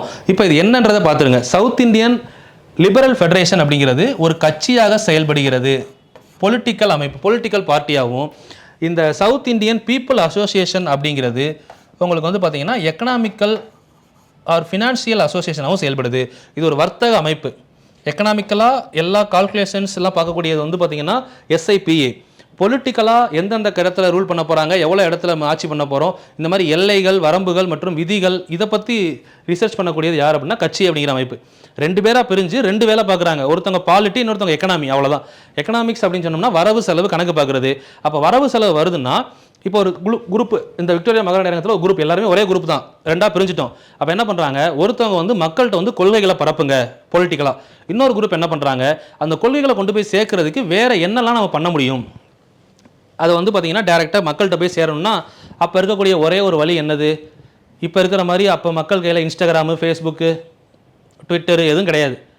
சரிங்களா? எல்லார் கையிலையும் ஃபோன் இல்லை. அப்போது நம்ம கொள்கையை எப்படி மக்கள்கிட்ட கொண்டு போய் சேர்க்க முடியும் அப்படின்னு பார்த்தா, அப்போ இருந்த ஒரே ஒரு விஷயம் நியூஸ் பேப்பர், செய்தித்தாள். அதுக்கப்புறம் உருவானது தான் வந்து பார்த்திங்கன்னா நம்ம டிவி சேனல்ஸ் எல்லாம் பின்னாடி வந்தது. அப்போ அந்த நியூஸ் பேப்பர் உருவானப்போ மக்கள் கையில் ஒரு நம்மளோட கருத்தை கொண்டு போய் சேர்க்கணும் அப்படின்னாலே 4வதாக மக்கள் நம்பின தூண்னா சோசியல் மீடியா. இப்போ நம்ம சோசியல் மீடியான்னு சொல்கிறோம், அப்போ அதுக்கு பேர் மீடியாவோட ஃபஸ்ட்டு ஸ்டெப் தான் நம்ம நியூஸ் பேப்பர், பிரிண்டிங் ப்ரெஸ்ஸு. சரிங்களா? ஸோ இதை தான் நம்ம வந்து எங்கே பார்த்தோம், முத இதழியலின் தந்தைன்னு சொல்லி படிச்சிருப்போம். கீழே தெரிஞ்ச ஆன்சர் கமெண்ட் பண்ணுங்கள். 1877 தமிழ்நாட்டை சேர்ந்த முதல் நீதிபதி முத்துசாமி, திருவாரூர் முத்துசாமி அப்பாயின் பண்ணப்போ அவரை எல்லாரும் இழிவாக பேசினப்போ முதலாக பத்திரிகை தொடங்கியவர் யார்? இந்த கொஸ்டின் கீழே ஆன்சர் கமெண்ட் பண்ணுங்கள். எல்லாருக்கும் தெரியும், நிறைய டைம் சொல்லிட்டாரு. சரிங்களா? அவர் தான் தமிழக இதழியலின் தந்தை, இந்தியாவின் இதழியலின் தந்தைன்னு புகழப்படுறாரு. ஸோ அந்த மாதிரி இதழ்கள் தான் வந்து பார்த்திங்கன்னா அந்த காலத்தில் போய் மக்கள்கிட்ட என்ன பண்ணியிருக்கோம், நம்ம கொள்கைகளை கொண்டு போய் என்ன பண்ணணும், சேர்த்துரும் கருத்துக்களை. ஸோ அப்போ சேர்க்குறப்போ இப்போ இவங்க வந்து ஒரு சைடு நம்ம கருத்துக்களை பரப்புறதுக்கு என்ன பண்ணலாம், குரூப் மீட்டிங் போட்டு யோசிக்கிறாங்க. இன்னொரு சைடு எக்கனாமிக்கலாக இதுக்கான வரவு செலவு மக்கள்கிட்ட இருந்து நிதியை திரட்டி நம்ம அது மூலமாக ஒரு அமைப்பு ஓப்பன் பண்ணி ஒரு பிரிண்டிங் ப்ரெஸ் ஸ்டார்ட் பண்ணி அந்த பிரிண்டிங் ப்ரெஸ் மூலமாக நியூஸ் பேப்பரை அச்சிடலாம் அப்படின்னு யோசிக்கிறாங்க. சிம்பிள். கொள்கையை பரப்புறதுக்கு ஒரு குரூப்பு, பொலிட்டிக்கலாக நியூஸ் பேப்பர் அச்சிடுறதுக்கு ஒரு குரூப்பு. அவங்க வந்து பார்த்தீங்கன்னா எக்கனாமிக்கலாக சிம்பிளாக பிரிச்சுக்கோங்க ரெண்டா. ஸோ அப்போ அந்த நியூஸ் பேப்பர் அச்சிடுற குரூப்பில் வந்து பார்த்தீங்கன்னா செயலாளர் யார் அப்படின்னு பார்த்தீங்கன்னா தியாகராயர். இதன் நோக்கம் இதழ் வெளியிடுவது மட்டுமே. இன்னொரு குரூப் வந்து பார்த்தீங்கன்னா பின்னாடி கட்சியாக மாறக்கூடியது. சரிங்களா? ஸோ அப்போ இதில் வந்து பார்த்தீங்கன்னா 3 நியூஸ் பேப்பர் பிளான் பண்ணுறாங்க. ஏன்னா அப்போ திராவிடன் அப்படின்னு அழைக்கப்படுகிறவங்க கீழே இருக்கிறவங்க வந்து பார்த்தீங்கன்னா இந்தியாவில் கீழே வந்து பார்த்தீங்கன்னா அதாவது நம்ம சவுத்தில் தமிழ்நாடு, மேலே ஆந்திரா அதிகமான மக்கள் வந்து பார்த்தீங்கன்னா தமிழ், தெலுங்கு பேசுகிறவங்க இருப்பாங்க. அது இல்லாமல் படித்த மக்கள், ஏன்னா நியூஸ் பேப்பர் ரிலீஸ் பண்ணுறோம், நியூஸ் பேப்பர் போய் மக்கள்கிட்ட சேரணும், மக்கள் வாங்கி படிக்கணும். இப்போ தமிழ், தெலுங்கு ஒருத்தவங்க படிக்கிறாங்கன்னா ஸ்கூல் போயிருப்பாங்க. அப்போ ஸ்கூல் வந்து ஆங்கிலேயர் முதல் ஸ்டார்ட் பண்ணும்போது ஆங்கில மொழிக்கு 1835 முக்கியத்துவம் கொடுத்துட்டாங்க. ஆங்கிலேயர் முக்கியத்துவம் கொடுக்க ஆரம்பிச்சு கிட்டத்தட்ட ஒரு 60-70 வருஷம் தாண்டிருச்சு. நியர்பை 100 இயர்ஸ் வரப்போகுது. ஸோ அப்போ என்ன பண்ண போகிறாங்க, மக்கள் கண்டிப்பாக படிச்சிருந்தா அவங்க இங்கிலீஷும் படிச்சிருப்பாங்க. அப்போ எந்த ஒரு பேப்பர் ஸ்டார்ட் பண்ணாலும் இங்கிலீஷும் ஸ்டார்ட் பண்ணணும் அப்படிங்கிறது இந்திய மக்களோட கொள்கையில் ஒரு பாயிண்ட் ஆட் ஆகுது. சரிங்களா? இந்த இங்கிலீஷ் அப்படிங்கிறது நம்ம தமிழ்நாட்டோட லாங்குவேஜ் கிடையாது தான். ஆனால் அந்த லாங்குவேஜ் உள்ள மக்கள் தான் அதிகமாக படிச்சிருப்பாங்க அப்படின்றத நம்பினாங்க. அதனால தான் 3 லாங்குவேஜில் தொடங்குறாங்க. ஒன்று வந்து பார்த்தீங்கன்னா ஜஸ்டிஸ், 2வது திராவிடன், 3வது ஆந்திர பிரகாசிகா. இந்த ஜஸ்டிஸ் அப்படிங்கிறது இங்கிலீஷ்லையும், திராவிடன் தமிழ்லையும், ஆந்திர பிரகாசிகா தெலுங்குலையும் தொடங்கப்படுது. இதில் ஜஸ்டிஸ் நல்லா பார்த்துக்கோங்க, ஏன்னா ஜஸ்டிஸ் தான் பின்னாடி ஒரு கட்சியோட பேராகவே மாறும். February 24. இப்போ தான் நான் சொன்ன லாஜிக்கை நீங்கள் யோசிக்கணும். ஏன்னா தமிழ், தெலுங்கு, இங்கிலீஷ் 3லையும் பத்திரிக்கை ரிலீஸ் பண்ணுறாங்க. ஸோ ஒரு 1 month 2 month அந்த பத்திரிக்கையோட சர்க்குலேஷனை பார்க்குறாங்க. இருக்கிறதுலே அதிகமாக சேலான பத்திரிக்கை என்னவாக இருக்கும்? இப்போ பத்திரிக்கை நியூஸ் பேப்பர் வாங்குறோம்ப்பா, யார் வீட்டில் நியூஸ் பேப்பர் வாங்குவீங்க? ஓரளவு கவர்மெண்ட் ஜாப் வீட்டில் இருக்காங்க, இல்லை அவங்க வீட்டில் படிச்சிருக்காங்க, 2-3 விஷயம் இருக்கும்ல, ஜாப்பில் இருக்கணும், படிச்சிருக்கணும், டெய்லி நியூஸ் பேப்பர் வாங்க காசு வேணும். ஸோ இதெல்லாம் இருந்துச்சுன்னா கண்டிப்பாக அவங்க வீட்டில் இருக்க பிள்ளைங்க என்ன படிச்சிருப்பாங்க, இங்கிலீஷ் படிச்சிருப்பாங்க. ஸோ அப்போது இருக்கிற பேப்பரில் அதிகமான பேப்பர் சேலானது எதுன்னா இங்கிலீஷ். அப்போது 3ல் அதிகமான பப்ளிசிட்டி எதுக்கு இருந்துச்சு? இங்கிலீஷுக்கு. ஏன்னா இப்போ ஒரு கட்சி ஆரம்பிக்கிறாங்க புதுசாக, அந்த கட்சியோட சின்னத்தை மக்கள்கிட்ட எப்படி கொண்டு போய் சேர்க்குறாங்க, அந்த கட்சியோட பேரை எப்படி கொண்டு போய் சேர்க்குறாங்க, பப்ளிசிட்டி இருந்தால் தான் கட்சி ரீச் ஆகும் மக்கள்கிட்ட. ஸோ அந்த டைமில் ஜஸ்டிஸ் அப்படிங்கிற பார்ட்டி தான் வந்து என்ன ஆகுது, ரொம்ப பப்ளிசிட்டியாக பேசப்படுது. காரணம் இங்கிலீஷ் லாங்குவேஜ். ஸோ அப்போ ஜஸ்டிஸ் பரவுனதுனால பின்னாடி கட்சியோட பேரை என்னவா மாற்றுறாங்க, ஜஸ்டிஸ் பார்ட்டி அப்படின்னு மாற்றுறாங்க. அதுதான் பின்னாடி நீதி கட்சி அப்படின்னு அழைக்கப்படுது. சரிங்களா? ஸோ அந்த நீதி கட்சியில் வந்து பார்த்தீங்கன்னா இப்போ நம்ம இந்த இடத்துல நீதி கட்சி வந்ததுக்கு காரணம் அந்த ஜஸ்டிஸ் அப்படின்ற நியூஸ் பேப்பர். அப்போ அந்த நியூஸ் பேப்பரை பற்றி தெளிவாக பார்த்துக்கோங்க. English news paper 1917 February 24. இதோடைய பதிப்பாசிரியர் யார் அப்படின்னு பார்த்தீங்கன்னா TM நாயர், துணை பதிப்பாசிரியர் பூர்ணலிங்கம். இது ப்ரீவியஸ் இயர் TNPSC கொஸ்டின்மா. சரிங்களா? தென் அதுக்கப்புறம் திராவிடன் பத்திரிகை, அதோட பதிப்பாசிரியர் பேர் பக்தவச்சலம் பிள்ளை. அதே மாதிரி ஆந்திர பிரகாசிகா, பார்த்தசாரதி நாயுடு. இவங்க 2 பேரும் அவ்வளோ பெருசாக இம்பார்ட்டன்ட் இல்லை. இது நம்ம நீதி கட்சி படிக்கிறப்ப உள்ள படிப்போம், இம்பார்ட்டன்ட். இங்கே இந்த இடத்துல வர்றப்போ ஜஸ்டிஸ் பார்ட்டினால அந்த பூர்ணலிங்கம், TM நாயர் 2 பேரும் நல்லா பார்த்துக்கோங்க. சரிங்களா? இப்போ நீதி கட்சி அப்படின்ற ஒரு கட்சி உருவாயிருச்சு. ஸோ இவங்க அவங்களோட கொள்கையை எடுத்து முன்வைக்க ஆரம்பிக்கிறாங்க. இதில் முக்கியமான 3 நபர்கள், 3 கொள்கைகள் அதிகமாக கொஸ்டினில் கேட்கலாம்னு எக்ஸ்பெக்ட் பண்ணுற கொஸ்டின். PT தியாகராயர். சரிங்களா? ஃபர்ஸ்ட் ஒன் PT தியாகராயர், பிராமணர் அல்லாதர் அறிக்கை. சரிங்களா? 1916 டிசம்பர், வெள்ளுடை வேந்தர் அப்படின்னு அழைக்கப்பட்டவர் PT தியாகராயர். பிராமணர் அல்லாதர் அறிக்கை அப்படின்ற ஒன்றை சப்மிட் பண்ணுறாரு. நான் பிராமின் ரிப்போர்ட் அப்படின்னு ஒரு ரிப்போர்ட் சப்மிட் பண்ணுறாரு. அந்த ரிப்போர்ட்டில் என்ன சொல்கிறார் அப்படின்னு பார்த்தீங்கன்னா, நம்ம இந்தியாவில் மொத்தம் 97% மக்கள் நான் பிராமின்ஸ். 97% மக்கள் நான் பிராமின்ஸ். வெறும் 3% மக்கள் மட்டும்தான் பிராமின்ஸ். ஆனால் கவர்மெண்ட் ஜாப்பில் பார்த்தீங்கன்னா 90% of government officers from Brahmins. இதை தான் அவர் முன்வைக்கிறாரு. அந்த அறிக்கைக்கு பேர் தான் நான் பிராமின் ரிப்போர்ட் அப்படின்னு சொல்கிறோம். ஏன்னா பிராமின்ஸ் வந்து இருக்கிறது வெறும் 3%. ஆனால் 90% அரசு வேலையில் பிராமின் தான் இருக்கிறாங்க. 97% பிராமின் இல்லாத மற்ற மக்கள் இருக்கும். பட் அவங்களோட அரசு வேலைன்னு பார்த்தீங்கன்னா வெறும் 3% கூட இல்லை அப்படின்னு சொல்கிறாரு. ஸோ அப்போ இதை வந்து தான் அந்த அறிக்கையாக ரிப்போர்ட்டாக சப்மிட் பண்ணுறாரு. இந்த ரிப்போர்ட் வந்து என்ன பண்ணுறாரு அப்படின்னு பார்த்தீங்கன்னா லண்டன் மாண்டேகுக்கு அனுப்புகிறாரு.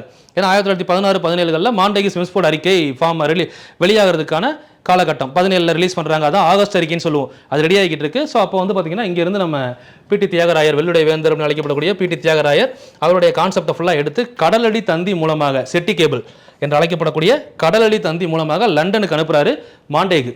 சரிங்களா, மாண்டேகு போய் ரீச் ஆகுது. ஸோ அடுத்து இவங்கெல்லாம் அவங்கவுங்க சைடில் அவங்க வேலையை ஆரம்பிக்கிறாங்க. ரெண்டாவது நடேச முதலியார். இந்த நடேச முதலியார் சொன்ன கூற்று முக்கியமானது. என்ன அப்படின்னு பார்த்தீங்கன்னா, பிரதிநிதித்துவம் இல்லையேல் வரி இல்லை, பிரதிநிதித்துவம் இல்லையேல் வரி இல்லை அப்படிங்கிற கூட்டு சொல்லியிருப்பாரு. சரிங்களா, இதெல்லாம் வந்து பார்த்தீங்கன்னா அரசு வேலைகளில் கேட்பாங்க, பின்னாடி அரசு வேலையில் கல்வியில் கேட்பாங்க. ஸோ இந்த கூற்றை முன்னாடி சட்டமன்றத்தில் முத வந்து பார்த்தீங்கன்னா மிதவாதிகளின் கோரிக்கை நிறைவேற்றப்பட்ட காலம்னு சொல்லுவாங்கல்ல, அப்போ இந்திய தேசிய காங்கிரஸ் உருவானப்போ கோகலே அப்போ முன் வச்சிருப்பாரு, பிரதிநிதித்துவம் இல்லையேல் வரி இல்லை, சட்டமன்றத்தில் பிரதிநிதித்துவம் இல்லையால் வரி இல்லைன்னு சொல்லியிருப்பாரு. இது கோகலேயோட கூற்றுன்னு சொல்லப்படும். ஆனால் இப்போ வந்து பார்த்தீங்கன்னா இந்த கூற்றை நீதி கட்சியில் சொன்னவர் யார் அப்படின்னா நடேச முதலியார். தென் அதுக்கப்புறம் டிஎம் நாயர். டிஎம் நாயரை பொறுத்தவரை அவர் வந்து ஒரு டாக்டர்மா. சரிங்களா, டிஎம் நாயர் அப்படிங்கிற ஒரு டாக்டர் 1914-18 காலகட்டத்தில் வேர்ல்டு வார் நடந்துகிட்டு இருக்கும். முதல் உலகப் போரில் அப்போ பாதிக்கப்பட்டவங்களுக்கு சிகிச்சை அளிப்பதற்காக தலை சிறந்த மருத்துவர்களை இந்தியாவிலிருந்தும் கூட்டு போயிருப்பாங்க லண்டனுக்கு. அப்படி போனவர்களில் முக்கியமான ஒருத்தர் தான் டிஎம் நாயர். ஸோ அப்படி அவர் சிகிச்சை அளித்து நிறைய பேரை காப்பாற்றிருக்காரு. அந்த முதல் உலகப்போர் காலத்தில் பேருதவியாக இருந்த மருத்துவர்களுக்கு பட்டம் கொடுத்துருக்காங்க, ஹெய்சர் தி ஹிந்த். இது கொடுத்தது யார் அப்படின்னா லண்டன், பிரிட்டிஷ் கவர்மெண்ட். அவங்ககிட்ட அந்த பத்திரிக்கை அந்த பட்டம் வாங்கினவர் டிஎம் நாயர். சரிங்களா, இவர் என்ன பண்ணுறாருன்னு கேட்டிங்கன்னா லண்டன் போகிறாரு. லண்டன் போய் பிரச்சாரம் பண்ணுறாரு. சென்னை மாகாணத்தில் நான் பிராமின்ஸுக்கு இடஒதுக்கீடு வேணும் அப்படின்னு கேட்குறாரு. சென்னை மாகாணத்தில் நான் பிராமின்ஸுக்கு இடஒதுக்கீடு வேணும் அப்படின்னு சொல்லி கேட்டவர் யாருன்னா லண்டன் போய் கேட்டவர் டிஎம் நாயர். ஏன்னா அவர் ஆல்ரெடி ட்ரீட்மெண்ட்டுக்காக லண்டன் போயிருக்கார். அவர் டாக்டர் ட்ரீட்மெண்ட் கொடுக்குறதுக்காக லண்டன் போயிருப்பார். அதனால் ஈஸியாக லண்டன் போய் அவர் பிரச்சாரத்தை முன்வைக்கிறார். லண்டன் சென்று பிரச்சாரம் முன்வைத்தவர் யாருன்னு கேட்டாங்கன்னா டிஎம் நாயர் தான். சரிங்களா, ஸோ அவர் பிரச்சாரத்தை பெருசாக எடுத்துக்கிட மாட்டாங்க, இடஒதுக்கீடு கொடுத்துருக்க மாட்டாங்க. அதனால பின்னாடி வந்து பார்த்தீங்க அப்படின்னா குழு அமைச்சு எல்லாத்தையும் ரிசர்ச் பண்ணுவாங்க. தவறுகள் நடந்திருக்கா, இதை எப்படி மாற்றி அமைக்கலாம். அதாவது நம்ம வாக்காளர் குழுவே அமைப்பாங்க, வாக்காளர் கமிட்டி. ஓட்டு எடுக்க போகிறோம். அந்த ஓட்டு 1921 வந்து பார்த்தீங்கன்னா நமக்கு இம்பீரியல் எலெக்ஷன் வரும்ல. ஸோ அந்த இம்பீரியல் எலெக்ஷனுக்கு ஓட்டிங் கமிட்டி மாதிரி பூத் மாதிரி வச்சு, ஸோ அதில் ஓட்டு போடுறவங்களுக்கான வாக்காளர் குழு ஒன்று எடுக்கணும். யார் யாரெல்லாம் ஓட்டு போடுவாங்கன்னு டிஸ்கஸ் பண்ணுறப்போ அதுக்கு டிஎம் நாயர் நான் கருத்து சொல்ல மாட்டேன், வரமாட்டேன்னு சொல்லிடுவார். ஏன்னா அவர் சொன்ன கருத்தை இவங்க ஏற்றுக்கலன்னு சொல்லி பின்னாடி அவர் மறுப்பார். டிஎம் நாயரில் அவர் பாயிண்டில் வரும். ஸோ இதெல்லாம் நடந்துகிட்டு இருக்கு. இதே டைம் 1916-17 அன்னி-பெசன்ட் வந்து என்ன பண்ணுறாங்க அப்படின்னு பார்த்தீங்கன்னா 1917 ஐஎன்சி இந்திய தேசிய காங்கிரஸின் முதல் பெண் தலைவர் யாருன்னு கேட்டிங்கன்னா அன்னி-பெசன்ட். முதல் பெண் தலைவராக இருந்த ஒரே நபர் அன்னி-பெசன்ட். ரெண்டாவது இந்தியாவை சேர்ந்த பெண் தலைவர் 1925 சரோஜினி நாயுடு. ஸோ அப்போ அன்னி-பெசன்ட் அந்த டைமில் என்ன சொல்கிறாங்க, நம்ம முன்னெடுத்து கொண்டு போகிறது 1916 ஹோம் ரூல் லீக், தன்னாட்சி இயக்கம். ஸோ இவங்க கொடுக்குறது வந்து பார்த்தீங்க அப்படின்னா ரிசர்வேஷன். நம்ம மொத்தமாக கொடுக்குறது அவங்ககிட்ட போய் நம்ம ரிசர்வேஷன் கேட்டோம்னா நம்ம எப்படி தனியாக ரூல் பண்ண போகிறோம் அப்படின்னு சொல்லி, இல்லை அதெல்லாம் பண்ண முடியாது, இந்த ரிசர்வேஷனில் எனக்கு சம்மந்தம் இல்லை அப்படின்னு சொல்லி அவங்க தலையிடாமல் விட்டாங்க. அகைன்ஸ்ட் ரிசர்வேஷன் வேண்டாம், ரிசர்வேஷன் எனக்கு தேவையில்லை, எனக்கு தேவை ஹோம் ரூல், தன்னாட்சி தான் வேணும் அப்படின்னு கேட்குறாங்க. ஸோ அவங்க நிறைய விஷயம் பண்ணியிருப்பாங்க. பத்திரிகைகளில் துணை ஆசிரியர் இருந்தவரெல்லாம் வந்து பார்த்தீங்கன்னா ஒர்க் பண்ணாதீங்க, ஏன்னா இவங்க பிராமின்ஸுக்கு சப்போர்ட் பண்ணுவாங்கன்னு சொல்லுவாங்க. அது மாதிரி வந்து பார்த்தீங்கன்னா காந்தி கூட அன்னி-பெசன்ட் அம்மையார் என்ன சொல்லியிருப்பாங்க அப்படின்னா, போராட்டவாதிக்கெல்லாம் மிஞ்சி நிற்கும் போராட்டவாதி அப்படின்னு சொல்லியிருப்பாங்க. அழைக்கப்பட்டவர் யார் அப்படின்னா அன்னி-பெசன்ட். அழைச்சது வந்து பார்த்தீங்கன்னா காந்தி அழைச்சிருப்பாரு. ஸோ இந்த டைமில் 1917 தான் வந்து பார்த்தீங்கன்னா பெட்லாண்ட் பிரபு அப்படின்னு சொல்லியிருப்பார். அப்போ அந்த பெட்லாண்ட் பிரபு என்ன பண்ணுவார்னா, இவங்களை அன்னி-பெசன்ட் வந்து நீங்கள் திரும்ப வந்து உங்களோட ஊருக்கே திரும்பி போயிருங்க, ஏன்னா இங்கே சிச்சுவேஷன் சரியில்லை, இங்கே ஆல்ரெடி போராட்டம் பெருசாக போய்கிட்டு இருக்கு, நீங்களும் இந்தியாவுக்குள்ளே வந்து குழப்பிக்கிட்டு இருக்கீங்க அப்படின்னு சொல்லுவாங்க. ஸோ அப்போ இவங்க வந்து இல்லை போக மாட்டேன், இந்தியாவுக்கு சுதந்திரம் தான் வந்து பார்த்தீங்கன்னா என்னோட கடனுக்கு தீர்வு அப்படின்னு சொல்லியிருப்பாங்க. அது ஒரு ஸ்டேட்மெண்ட் சொல்லுவாங்க, தெரிஞ்சால் கீழே பதிவிடுங்க. அதை கூட அதெல்லாம் நம்ம அங்கே பார்ப்போம். இப்போ நான் ஒரு ஐடியாக்காக சொல்கிறேன் அன்னி-பெசன்ட் பற்றி இவ்வளோ விஷயம் நடக்கும். அதனால் என்ன பண்ணிடுவாங்கன்னு சொன்னால் அன்னி-பெசன்ட் கூட கைது பண்ணிடுவாங்க. அன்னி-பெசன்ட், பிபி வாடியா, அருண்டேல் இவங்கெல்லாம் கைது பண்ணி ஊட்டி ஜெயிலுக்கு அனுப்பிடுவாங்க 1917. ஸோ அந்த டைமில் தான் வந்து பார்த்தீங்கன்னா நம்ம இவர் யார் 2 பேர் இருப்பாங்கல்ல, இதழியலின் தந்தைன்னு அழைக்கப்படுறவர் யார், இந்து நியூஸ் பேப்பரோட ஃபாதர் ஜி சுப்பிரமணிய ஐயர். அதே மாதிரி எஸ் சுப்பிரமணிய ஐயர் ஒருத்தர் இருப்பார். அந்த எஸ் சுப்பிரமணிய ஐயர் பார்த்தீங்கன்னா இவங்களை அரெஸ்ட் பண்ணதுனால என்ன பண்ணிடுவார் அப்படின்னா அவருடைய பட்டம் சர் பட்டத்தை திறந்துருவார், எனக்கு இந்த பட்டம் வேணாம் அப்படின்னு சொல்லி. இதெல்லாம் நமக்கு ஹிஸ்ட்ரியில் வரும், ஹிஸ்ட்ரியில் யூனிட் 6 வரும். சரிங்களா, இந்த அன்னி% அப்போ என்ன எதிர்பார்க்குறாங்க, ஹோம் ரூல், பட் இது கொடுக்குற எனக்கு வேணாம்னு சொல்லி விட்டுருவாங்க. தென் 1917 செப்டம்பர் பார்த்தீங்கன்னா சென்னை மாகாண சங்கம் தொடங்குறாங்க, மெட்ராஸ் பிரசிடென்சி அசோசியேஷன்.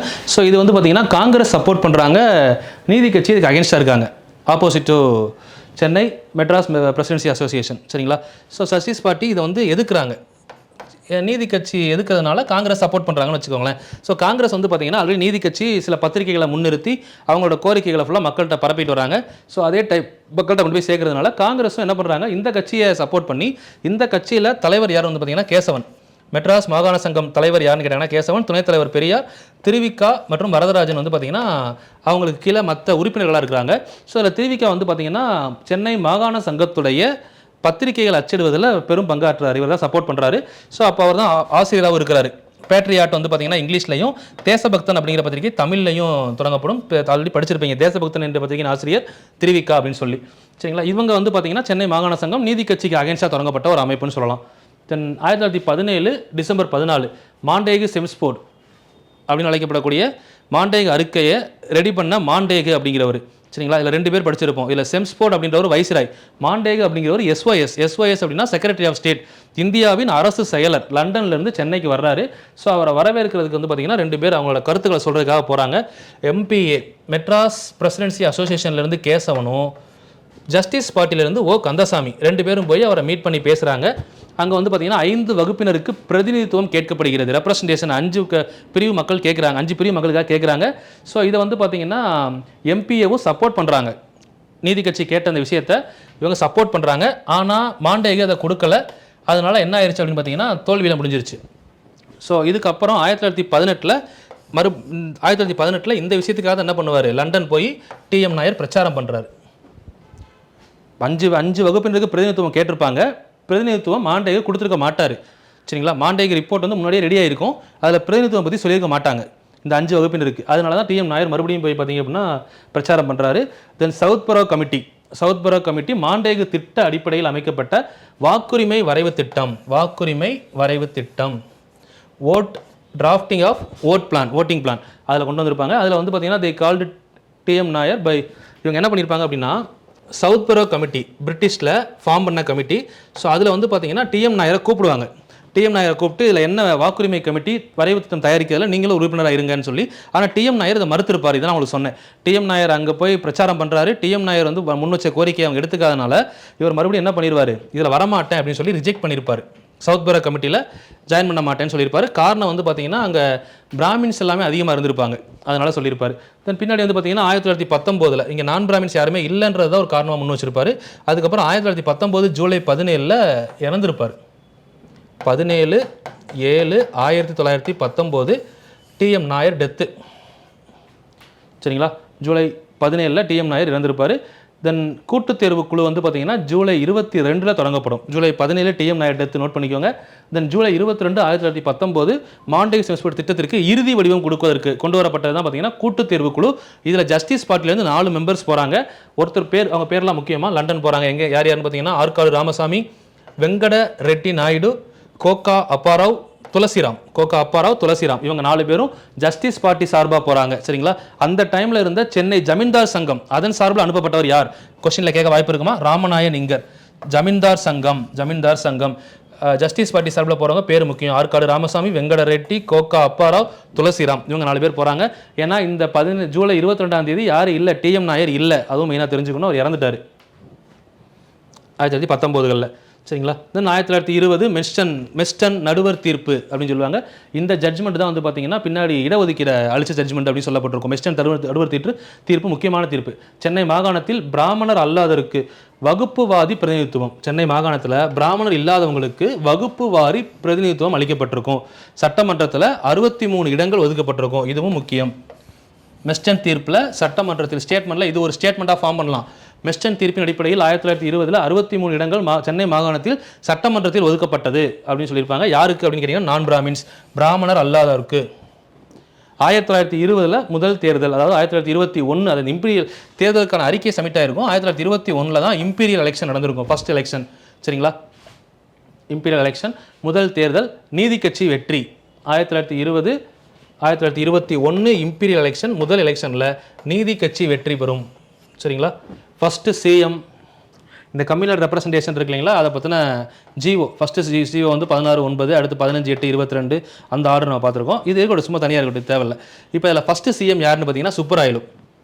அந்த கால்குலேஷன் ஃபுல்லாக தனியாக சொல்லித்தரேன். சுப்பராயலு 1921-22 பிராமணர் அல்லாதாருக்கு இடஒதுக்கீடு, 1921-22 பிராமணர் அல்லாதாருக்கு இடஒதுக்கீடு கொடுக்கப்பட்டு அரசு பள்ளிகள், அரசு பணிகளில், நல்லா புரிஞ்சுக்கணும், அரசு பணிகளில், கவர்மெண்ட் ஜாப்பில் 1921-22 ஃபஸ்ட்டு கொடுத்தவர் யார் அப்படின்னு கேட்டிங்கன்னா சுப்பராயலு ரெட்டி, ஃபஸ்ட்டு சிஎம், நீதி கட்சியை சேர்ந்தவர் 1921.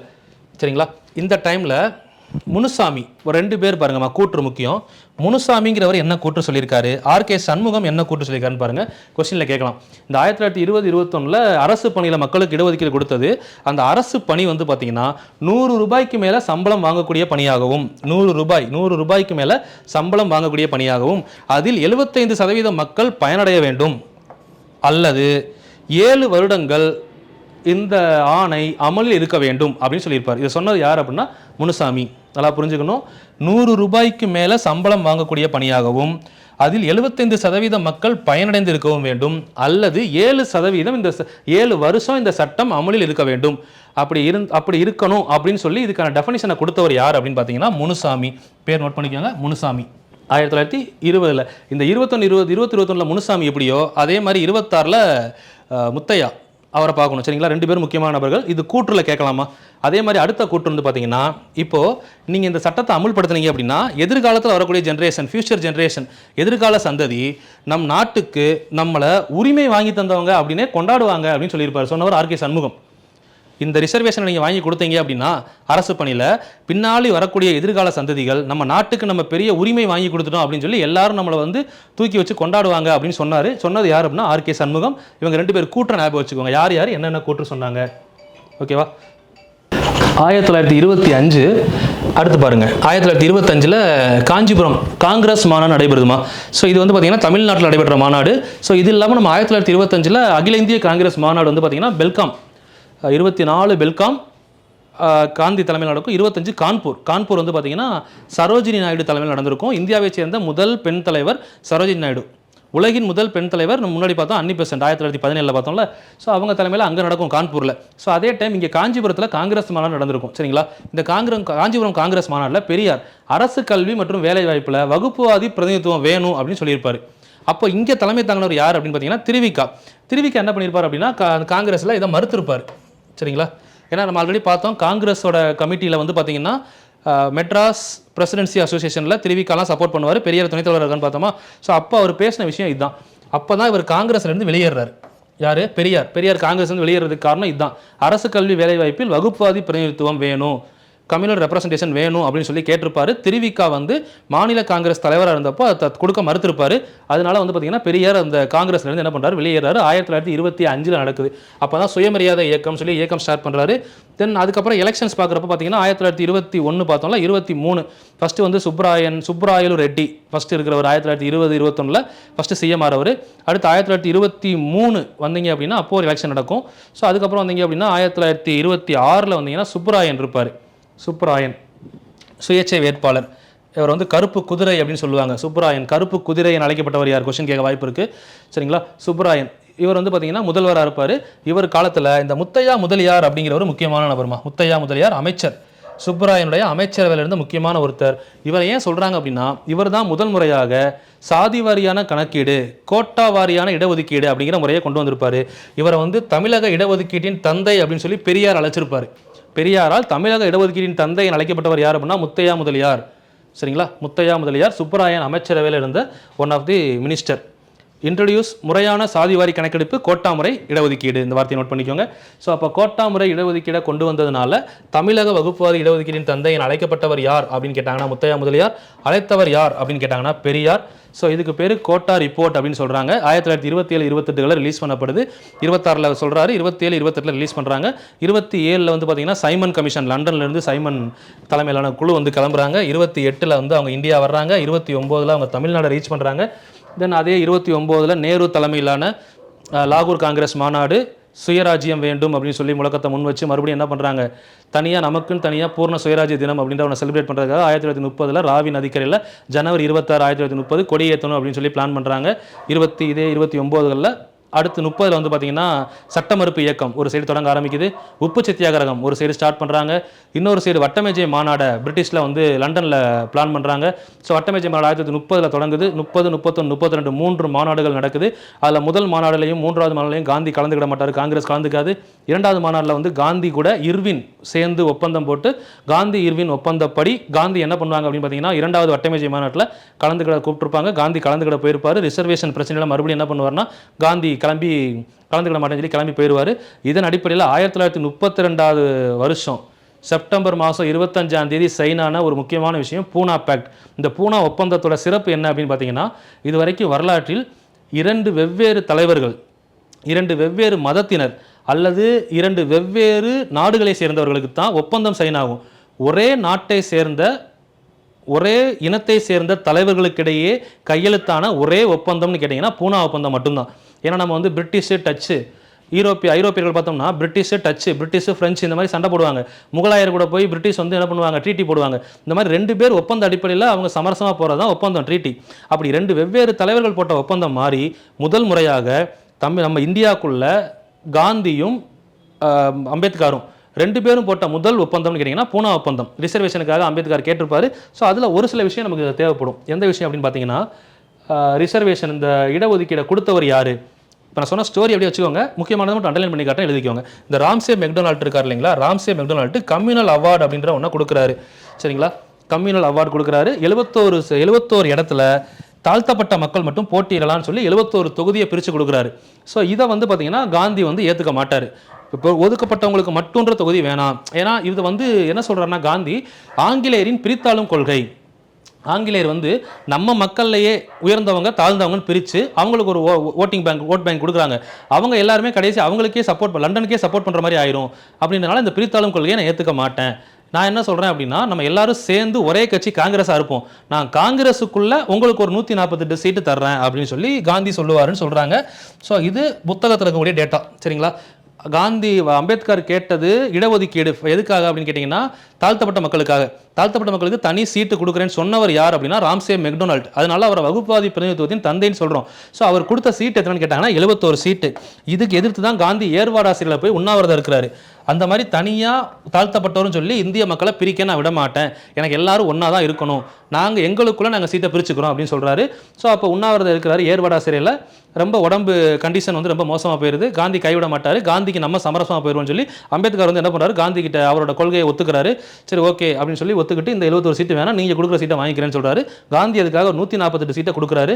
இவங்க 2 பேருக்கும் இந்த ஒப்பந்தத்தை தான் நம்ம வந்து பூனா ஒப்பந்தம்னு சொல்லுவோம். இது சைன் ஆகும்போது காந்தி சைன் போடலை. காந்திக்கு பதிலாக சைன் போட்ட ஒரு பேர் என்னன்னு பார்த்தீங்கன்னா மதன் மோகன் மாளவியா. அதே மாதிரி அங்கே அம்பேத்கருக்கு பதிலாக சைன் பண்ணவர் யாருன்னு பார்த்தீங்கன்னா ரெட்டமலை சீனிவாசன். இவங்க 2 பேருக்கு சைன் ஆகிறது தான் செப்டம்பர் 25 1932 பூனா ஒப்பந்தம் அப்படின்னு படிச்சிருப்பீங்க. ஸோ அந்த செப்டம்பர் 25 1932 கூட ஒரு புக்கில் செப்டம்பர் 24 கொடுக்கப்பட்டிருக்கும். ஸோ இன்னொரு விஷயம் என்ன அப்படின்னா, செப்டம்பர் 20ஆம் தேதி காந்தி வந்து உண்ணாவிரதத்தை ஆரம்பிக்கிறாரு. உண்ணாவிரதத்தை ஆரம்பித்து 6வது நாள் பூனா ஒப்பந்தம் கையெழுத்தானது அப்படின்றது தான் குறிப்பு. அப்போ 20 ஆரம்பித்தா 6வது நாள் 25 தான் வரும். அப்படிங்கிறதுனால நான் 25 கொடுத்துருக்கேன். உங்களுக்கு ஒரு சில புக்கில் 24 இருக்கும். 25 இல்லைனா 24 எடுத்துக்கோங்க. சரிங்களா, தப்பு இல்லை.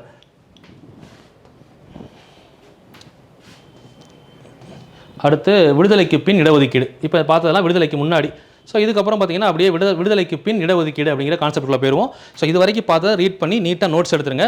இப்போ விடுதலைக்கு பின் இடஒதுக்கீடுக்குள்ள தமிழ்நாடும் படிக்க போகிறோம், இந்தியாவும் படிக்க போகிறோம். சரிங்களா, ஸோ இப்போ டோட்டலாக ஒரு ஐடியா சொல்கிறேன். அடுத்தது என்ன பார்க்க போகிறோன்றதை சொல்லிடுறேன்.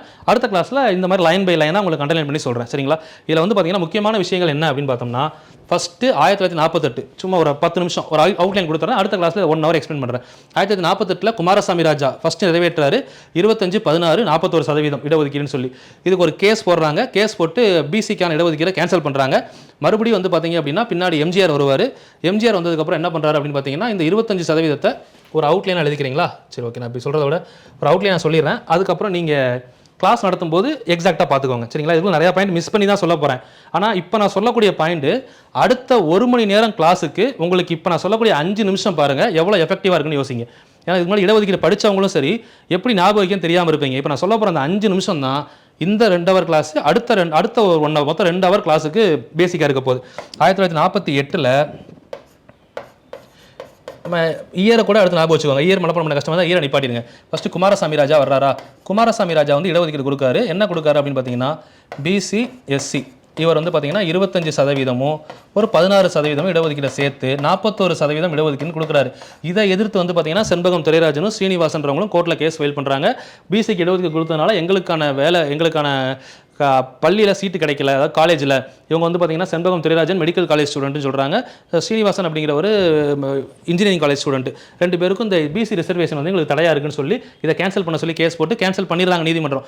இதனால் வந்து பார்த்தீங்கன்னா மக்கள் மத்தியில் நிறையா இது என்ன செய்யுதுன்னு பார்த்தீங்கன்னா, இதுக்கு எதிராக குரல் நிறையா எழும்ப ஆரம்பிக்குது. மக்கள் நிறையா பேர் வந்து பார்த்தீங்கன்னா நிறையா முயற்சிகள், அதாவது போராட்டத்தில் பங்கு பெறுறாங்க. போராட்டத்தில் பங்கு பெறும்போது ஸோ இந்த பிசி ரிசர்வேஷன் கேன்சல் ஆனதுனால கொடுத்துட்டு ஏன் வாங்கினீங்க அப்படின்னு சொல்லி நிறைய பேர் கேட்குறாங்க. இதை எதிர்த்து first constitutional amendment 1951 first constitution அமெண்ட்மெண்ட்டை சைன் பண்ணுறாங்க. காமராஜர் போய் நேரில் ரெக்வெஸ்ட் பண்ணி சைன் பண்ணியிருப்பாங்க. இதில் வந்து பார்த்தீங்கன்னா கிட்டத்தட்ட ஒரு 25% இருந்தது, அப்படியே இருக்கட்டும், இதில் ஒரு 16%, மொத்தம் 41% கன்ஃபார்ம் பண்ணிடுவோம் அப்படின்னு சொல்லி கன்ஃபார்ம் பண்ணிடுறாங்க. தென் இதுக்கப்புறம் வந்து பார்த்தீங்கன்னா பின்னாடி எம்ஜிஆர் வர்றாரு. எம்ஜிஆர் வந்து என்ன பண்ணுறாரு அப்படின்னு கேட்டிங்கன்னா, இதில் பின்னாடி சட்டநாத நாணயம், எம்ஜிஆர் வர்றதுக்கு முன்னாடி சட்டநாத நாணயத்தை கலைஞர் பண்ணிடுவார். அப்படியே நான் சொல்கிறது அப்படியே ஆர்டர் எழுதிடுவாங்க. இதுக்கப்புறம் வந்து பார்த்தீங்கன்னா சட்டநாத நாணயம், இயரை கூட விட்டுருங்க, நம்ம அடுத்து கூட படிச்சுக்கலாம். சட்டநாத நாணயம் இதில் வந்து ரெக்கமெண்டேஷன் என்ன பண்ணுவாங்க அப்படின்னு பார்த்தீங்கன்னா, இவங்களுக்கான இடஒதுக்கீடை கூட்டுவாங்க. பிசிக்கு வந்து பார்த்தீங்கன்னா 31%, எஸ்சி எஸ்டிக்கு வந்து பார்த்தீங்கன்னா 16 + 1 17% கூட்டியிருப்பாங்க. 18%, மொத்தம் வந்து 49% ரிசர்வேஷன் கொடுத்துருப்பாங்க. 31 பிசிக்கும், அதாவது இதில் ஒரு 6 கூட்டிட்டு இதில் ஒரு 2 கூட்டுறாங்க. கூட்டுறது யாருன்னு கேட்டிங்கன்னா சட்டநாத நாணயம் அறிக்கைப்படி கூட்டியிருப்பாங்க. ஸோ இதோட கண்டினியூட்டி அடுத்து எம்ஜிஆர் வர்றாருன்னு வச்சுக்கோங்க. எம்ஜிஆர் வந்து என்ன பண்ணுறாரு அப்படின்னா, அவர் வந்து ஃபஸ்ட்டு 9000 ஆனுவல் இன்கம், 9000 ரூபாய் ஆனுவல் இன்கம் இருக்கவங்களுக்கு கீழே இருக்கவங்கலாம் பொருளாதாரத்தில் பின்தங்கியுள்ளவர்கள், அதுக்கு மேலே இருக்கவங்களாம் பொருளாதாரத்தில் மேலோங்கி இருக்கிறவர்கள் அப்படின்னு சொல்லி அவர் கேட்டகரி பிரிக்கிறாரு.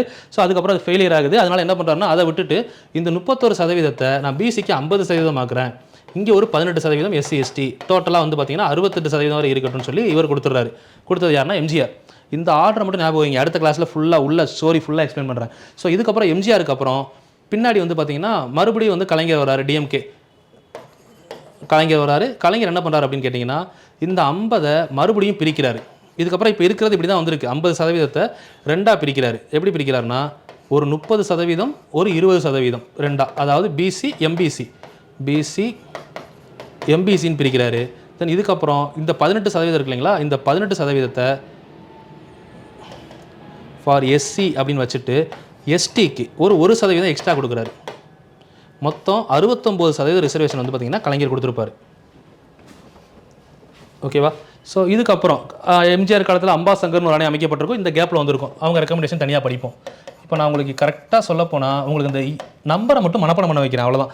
அடுத்த கிளாஸில் ஒவ்வொரு ஆணையம் யார் தலைவர், யார் அப்போ சிஎம், என்ன பண்ணாங்கன்னு டீட்டெயிலாக சொல்கிறேன். ஸோ இப்போ இதுக்கப்புறம் வந்து பார்த்தீங்கன்னா பின்னாடி இந்த 50%ல் 30% 20% சேர்ந்துருக்கு இல்லைங்களா, இதுதான் இந்த 50%. இதை பிரித்து என்ன சொல்கிறாருன்னா, யார், கலைஞர் பிசியை பிரித்து பிசி எம்பிசின்னு பிரிக்கிறாரா. ஸோ இதில் பொருளாதாரத்திலையும் சரி சமூகத்திலையும் சரி மெயினாக சமூகத்தை முன்வைக்கிறார். சமூகத்தில் 50% 65% பின்தங்கி இருக்கிறவங்கள பேக்வர்ட் கிளாஸ் பிற்படுத்தப்பட்டவர்னும், 65% மேலே பின்தங்கி இருக்கிறவங்கள மிகவும் பிற்படுத்தப்பட்டவர் மோஸ்ட் பேக்வர்ட் கிளாஸ்னு பிரிக்கிறாரு. சரிங்களா? இவங்களுக்கு ஒரு 30%, இவங்களுக்கு ஒரு 20% இடஒதுக்கீடு கொடுக்குறாரு. தென் இதான் நம்ம அங்கே படித்தது. தென் அதுக்கப்புறம் வந்து பார்த்திங்கன்னா எஸ்சிக்கு வந்து பார்த்திங்கன்னா ஒரு 18, எஸ்டிக்கு வந்து ஒரு 1%. இதான் அவர் கொடுத்துருக்க டேட்டா. ஸோ இதுக்குள்ளே பின்னாடி காலத்தில் 1994 அம்மா காலத்தில் வந்து பார்த்திங்கன்னா மறுபடியும் இதில் மாற்றங்கள் கொண்டு வரணும்னு சொல்லி ஒரு சில கேஸ் ஃபைல் ஆகுது.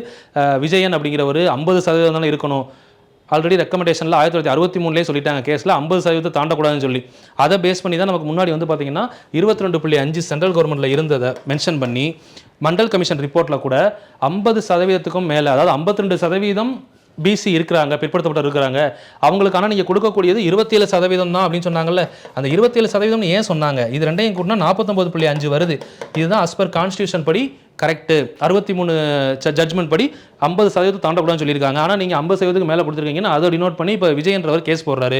ஸோ அந்த கேஸோட ஜட்மெண்ட் வரும்போது அம்மா என்ன பண்ணிடுறாங்க அப்படின்னு கேட்டிங்கன்னா, ஸோ இந்த மாதிரி திரும்ப யாரும் கேஸ் போட்டுக்கிட்டு இருக்க வேணாம்னு சொல்லி இதை கொண்டு வந்து 76வது சட்ட திருத்தம் 1994 படி எங்கே கொண்டு வந்து வச்சிடுறாங்க அப்படின்னு பார்த்தீங்கன்னா, நேராக 9வது ஷெடியூலில் கொண்டு வந்து வச்சிடுறாங்க. திரும்ப இந்த ஷெடியூல் திருத்த முடியாதா அப்படின்ற கேள்விக்குள்ளாகுது. திரும்ப 2007 கோயல்கோ கேஸோட ஜட்ஜ்மெண்ட் படி 24/4/1973 கேசவானந்த பாரதி ஜட்ஜ்மெண்ட்டுக்கு பின்னாடி வந்த எல்லா விஷயங்களும் 9 அட்டவணையில் இருக்கக்கூடிய எல்லா விஷயங்களும் நீதி புனராய்வுக்கு உட்படும். எல்லா விஷயங்களையும் நீதிமன்றம் எடுத்து ஆய்வு செய்யும் அப்படின்னு சொல்லிடுவாங்க. அதன் அடிப்படையில் இப்போது நம்ம மறுபடியும் என்ன பண்ணுறாங்க, இடஒதுக்கீடை மறுபடியும் எடுத்து என்ன பண்ணலாம், ஆய்வு செய்யலாம், ஆய்வுக்கு உட்படுத்தலாம் அப்படின்ற கான்செப்டில் இருக்குது. தென் இதுக்கப்புறம் 2007 வந்து பார்த்தீங்க அப்படின்னா பிசியில் வந்து இருக்கக்கூடிய 30%, 26.5 + 3.5 சொல்லி ரெண்டாக பிரிச்சிருப்பாங்க டிஎம்கே பீரியடில். திரும்ப 2009 தான் வந்து பார்த்தீங்கன்னா அந்த 18% ஆஃப் ரிசர்வேஷனில் ஒன்று ஆட் பண்ணுவாங்கள்ல, அந்த எஸ்சி 18%, எஸ்சி 15, எஸ்சியை ஒரு 3% சொல்லி பிரிச்சிருப்பாங்க. ஸோ இப்போ டோட்டலாக வந்து பார்த்தீங்கன்னா 69.5% இருக்குது. ஸோ இப்போ இது டேட்டா. இப்போ நீங்கள் படித்து முடிக்கிறப்போ இந்த டேட்டாவையும் மறந்துடக்கூடாது, அடுத்த கிளாஸ் கான்செப்டையும் மறந்துடக்கூடாது. இப்போ நான் உங்களுக்கு சும்மா இந்த மாதிரி ஆர்டராக நீங்கள் எழுதி படிக்கிறவங்க, ஓரளவுக்கு படித்து முடிச்சிட்டீங்க, படிக்கிறீங்க, ரிவைஸ் பண்ணுறீங்க அப்படின்னா இதெல்லாம் தான் உங்களுக்கு மறக்கும். இப்படி நீங்கள் பிரிச்சுக்கோங்க. குமாரசாமி, அடுத்து சட்டநாதன் ஆணையம், சட்டநாதன் முடித்தோடனே எம்ஜிஆர், அடுத்து அம்பாசங்கர் என்ன பண்ணார், அடுத்து டிஎம்கே கலைஞர் என்ன பண்ணார், திரும்ப மறுபடி ஏடிஎம்கே ஜெயலலிதா வந்து என்ன பண்ணாங்க, ஸோ மறுபடியும் அடுத்து டிஎம்கே வந்து என்ன சேஞ்ச் பண்ணாங்க. ஸோ இதுக்கப்புறம் 2019 வரை இப்போ ரீசெண்டாக என்ன நடந்துச்சு அது வரை நீங்கள் எடுத்துக்கலாம். 2018 வந்து பார்த்தீங்கன்னா திரும்ப 1 இயர் ஆல்ரெடி 1 இயர் வந்து பார்த்தீங்கன்னா போராட்டம் பண்ணி 21 பேர் இறந்துருப்பாங்க. அதை பேஸ் பண்ணி தான் 10.5% ரிசர்வேஷன் வாங்கியிருப்பாங்க. அதுக்கப்புறம் மறுபடியும் மதுரை ஹைகோர்ட்லேருந்து சுப்ரீம் கோர்ட்டுக்கு போகிறப்ப என்ன ஆயிரும், உங்கள்கிட்ட கரெக்டான டேட்டா இல்லை, குவான்டிஃபையபிள் டேட்டா இல்லைன்னு சொல்லிடுவாங்க. ஏன்னா நீங்கள் சொல்கிறீங்க 1 இயர் வந்து 10.5% இருக்கீங்கன்னு சொல்கிறீங்க, 10.5% 1 இயருமே வறுமை கோட்டு கீழே இருக்கீங்களா, எல்லாருமே கஷ்டப்படுறாங்களா, இல்லை எல்லாருமே டெவலப் ஆகிட்டாங்களா, இந்த மாதிரி எந்த ஒரு எக்கனாமிக்கல் சர்வே ரிலேட்டடாக குவான்டிஃபையபிள் டேட்டா இல்லாமல் எங்களால் உங்களுக்கு 10.5% ரிசர்வேஷன் கொடுக்க முடியாது அப்படின்னு சொல்லி ரிஜெக்ட் பண்ணிடுவாங்க. சரிங்களா? இதெல்லாம் நம்ம ஸ்டோரியோட அடுத்த கிளாஸ். இந்த கிளாஸில் வந்து சுதந்திரத்துக்கு முன் படிச்சிட்டோம். இப்போ சுதந்திரத்துக்கு பின் அடுத்த கிளாஸ் படிப்போம். சுதந்திரத்துக்கு பின் வர்றப்போ உங்களுக்கு என்ன வந்துடும்னா தமிழ்நாடும் வந்துடும், இந்தியாவும் வந்துடும். ரெண்டையும் அப்படியே பேரலாக பார்த்துட்டே வருவோம். முடிச்சதுக்கப்புறம் எந்தெந்த கான்ஸ்டியூஷனல் ஆர்டிகல்ஸ் அண்ட் அமெண்ட்மெண்ட்ஸ் எதெல்லாம் வந்து பார்த்திங்கன்னா நமக்கு இடஒதுக்கீடு சம்மந்தமாக இருக்குது அண்ட் கேசஸ் என்னென்ன கேஸ்லாம் போட்டிருக்காங்க இதை ஃபைனலாக எடுத்து எழுதிடுவோம். மேக்ஸிமம் அடுத்த கிளாஸில் இடஒதுக்கீடு ஃபுல்லாக முடிஞ்சிடும். பாருங்கள் வீடியோ யூஸ்ஃபுல்லாக இருக்கா, எந்த அளவுக்கு உங்களுக்கு கான்ஃபிடென்ட் வந்திருக்கு, நீங்கள் படிச்சுக்கிட்டு இருக்க ட்ராக்கில் எப்படி போய்கிட்டு இருக்கீங்க, ஃபியூச்சரில் என்ன ஆக போகிறீங்க, உங்களுக்கு என்னெல்லாம் தோணுதோ கீழே கமெண்ட் பண்ணுங்கள். அடுத்த வீடியோவில் அதுக்கான ரிப்ளைஸ் கொடுக்குறேன். முடிஞ்ச அளவுக்கு கண்டென்ட் அதிகமாக இருக்கும், நிறையா பேச மாட்டேன், பட் தேவையான விஷயங்களை கரெக்டாக எடுத்துக்கோங்க. காலையில் டெய்லி மோட்டிவேஷன் வருது, நிறையா ஸ்டூடெண்ட்ஸ் வந்து ரொம்ப யூஸ்ஃபுல்லாக இருக்குது. காலையில் டைமில் எங்களை ஃப்ரெஷ்ஷாக அடுத்த ஒர்க்கை ஸ்டார்ட் பண்ணுறது நல்லா இருக்குன்னு சொல்கிறீங்க. தேங்க்யூ. ரெகுலராக ஃபாலோ பண்ணுங்கள், கன்சிஸ்டண்ட்டாக ஃபாலோ பண்ணுங்கள். நம்ம ஒரு விஷயத்தை தொடங்குறது வெற்றி கிடையாது, தொடர்ந்து ட்ராவல் பண்ணி அதை சக்ஸஸ்ஃபுல்லாக முடிக்கிறது தான் வெற்றி. அதனால் ஜெயிக்கிறோம் தோக்குறோம் ரெண்டாவது, படிக்கிற விஷயத்தை டெய்லி பண்ணுங்கள், கன்சிஸ்டண்ட்டாக பண்ணுங்கள், கண்டினியூஸாக படிங்க, எல்லாருமே வெற்றி அடைவோம். தேங்க்யூ. வெற்றி நிச்சயம்.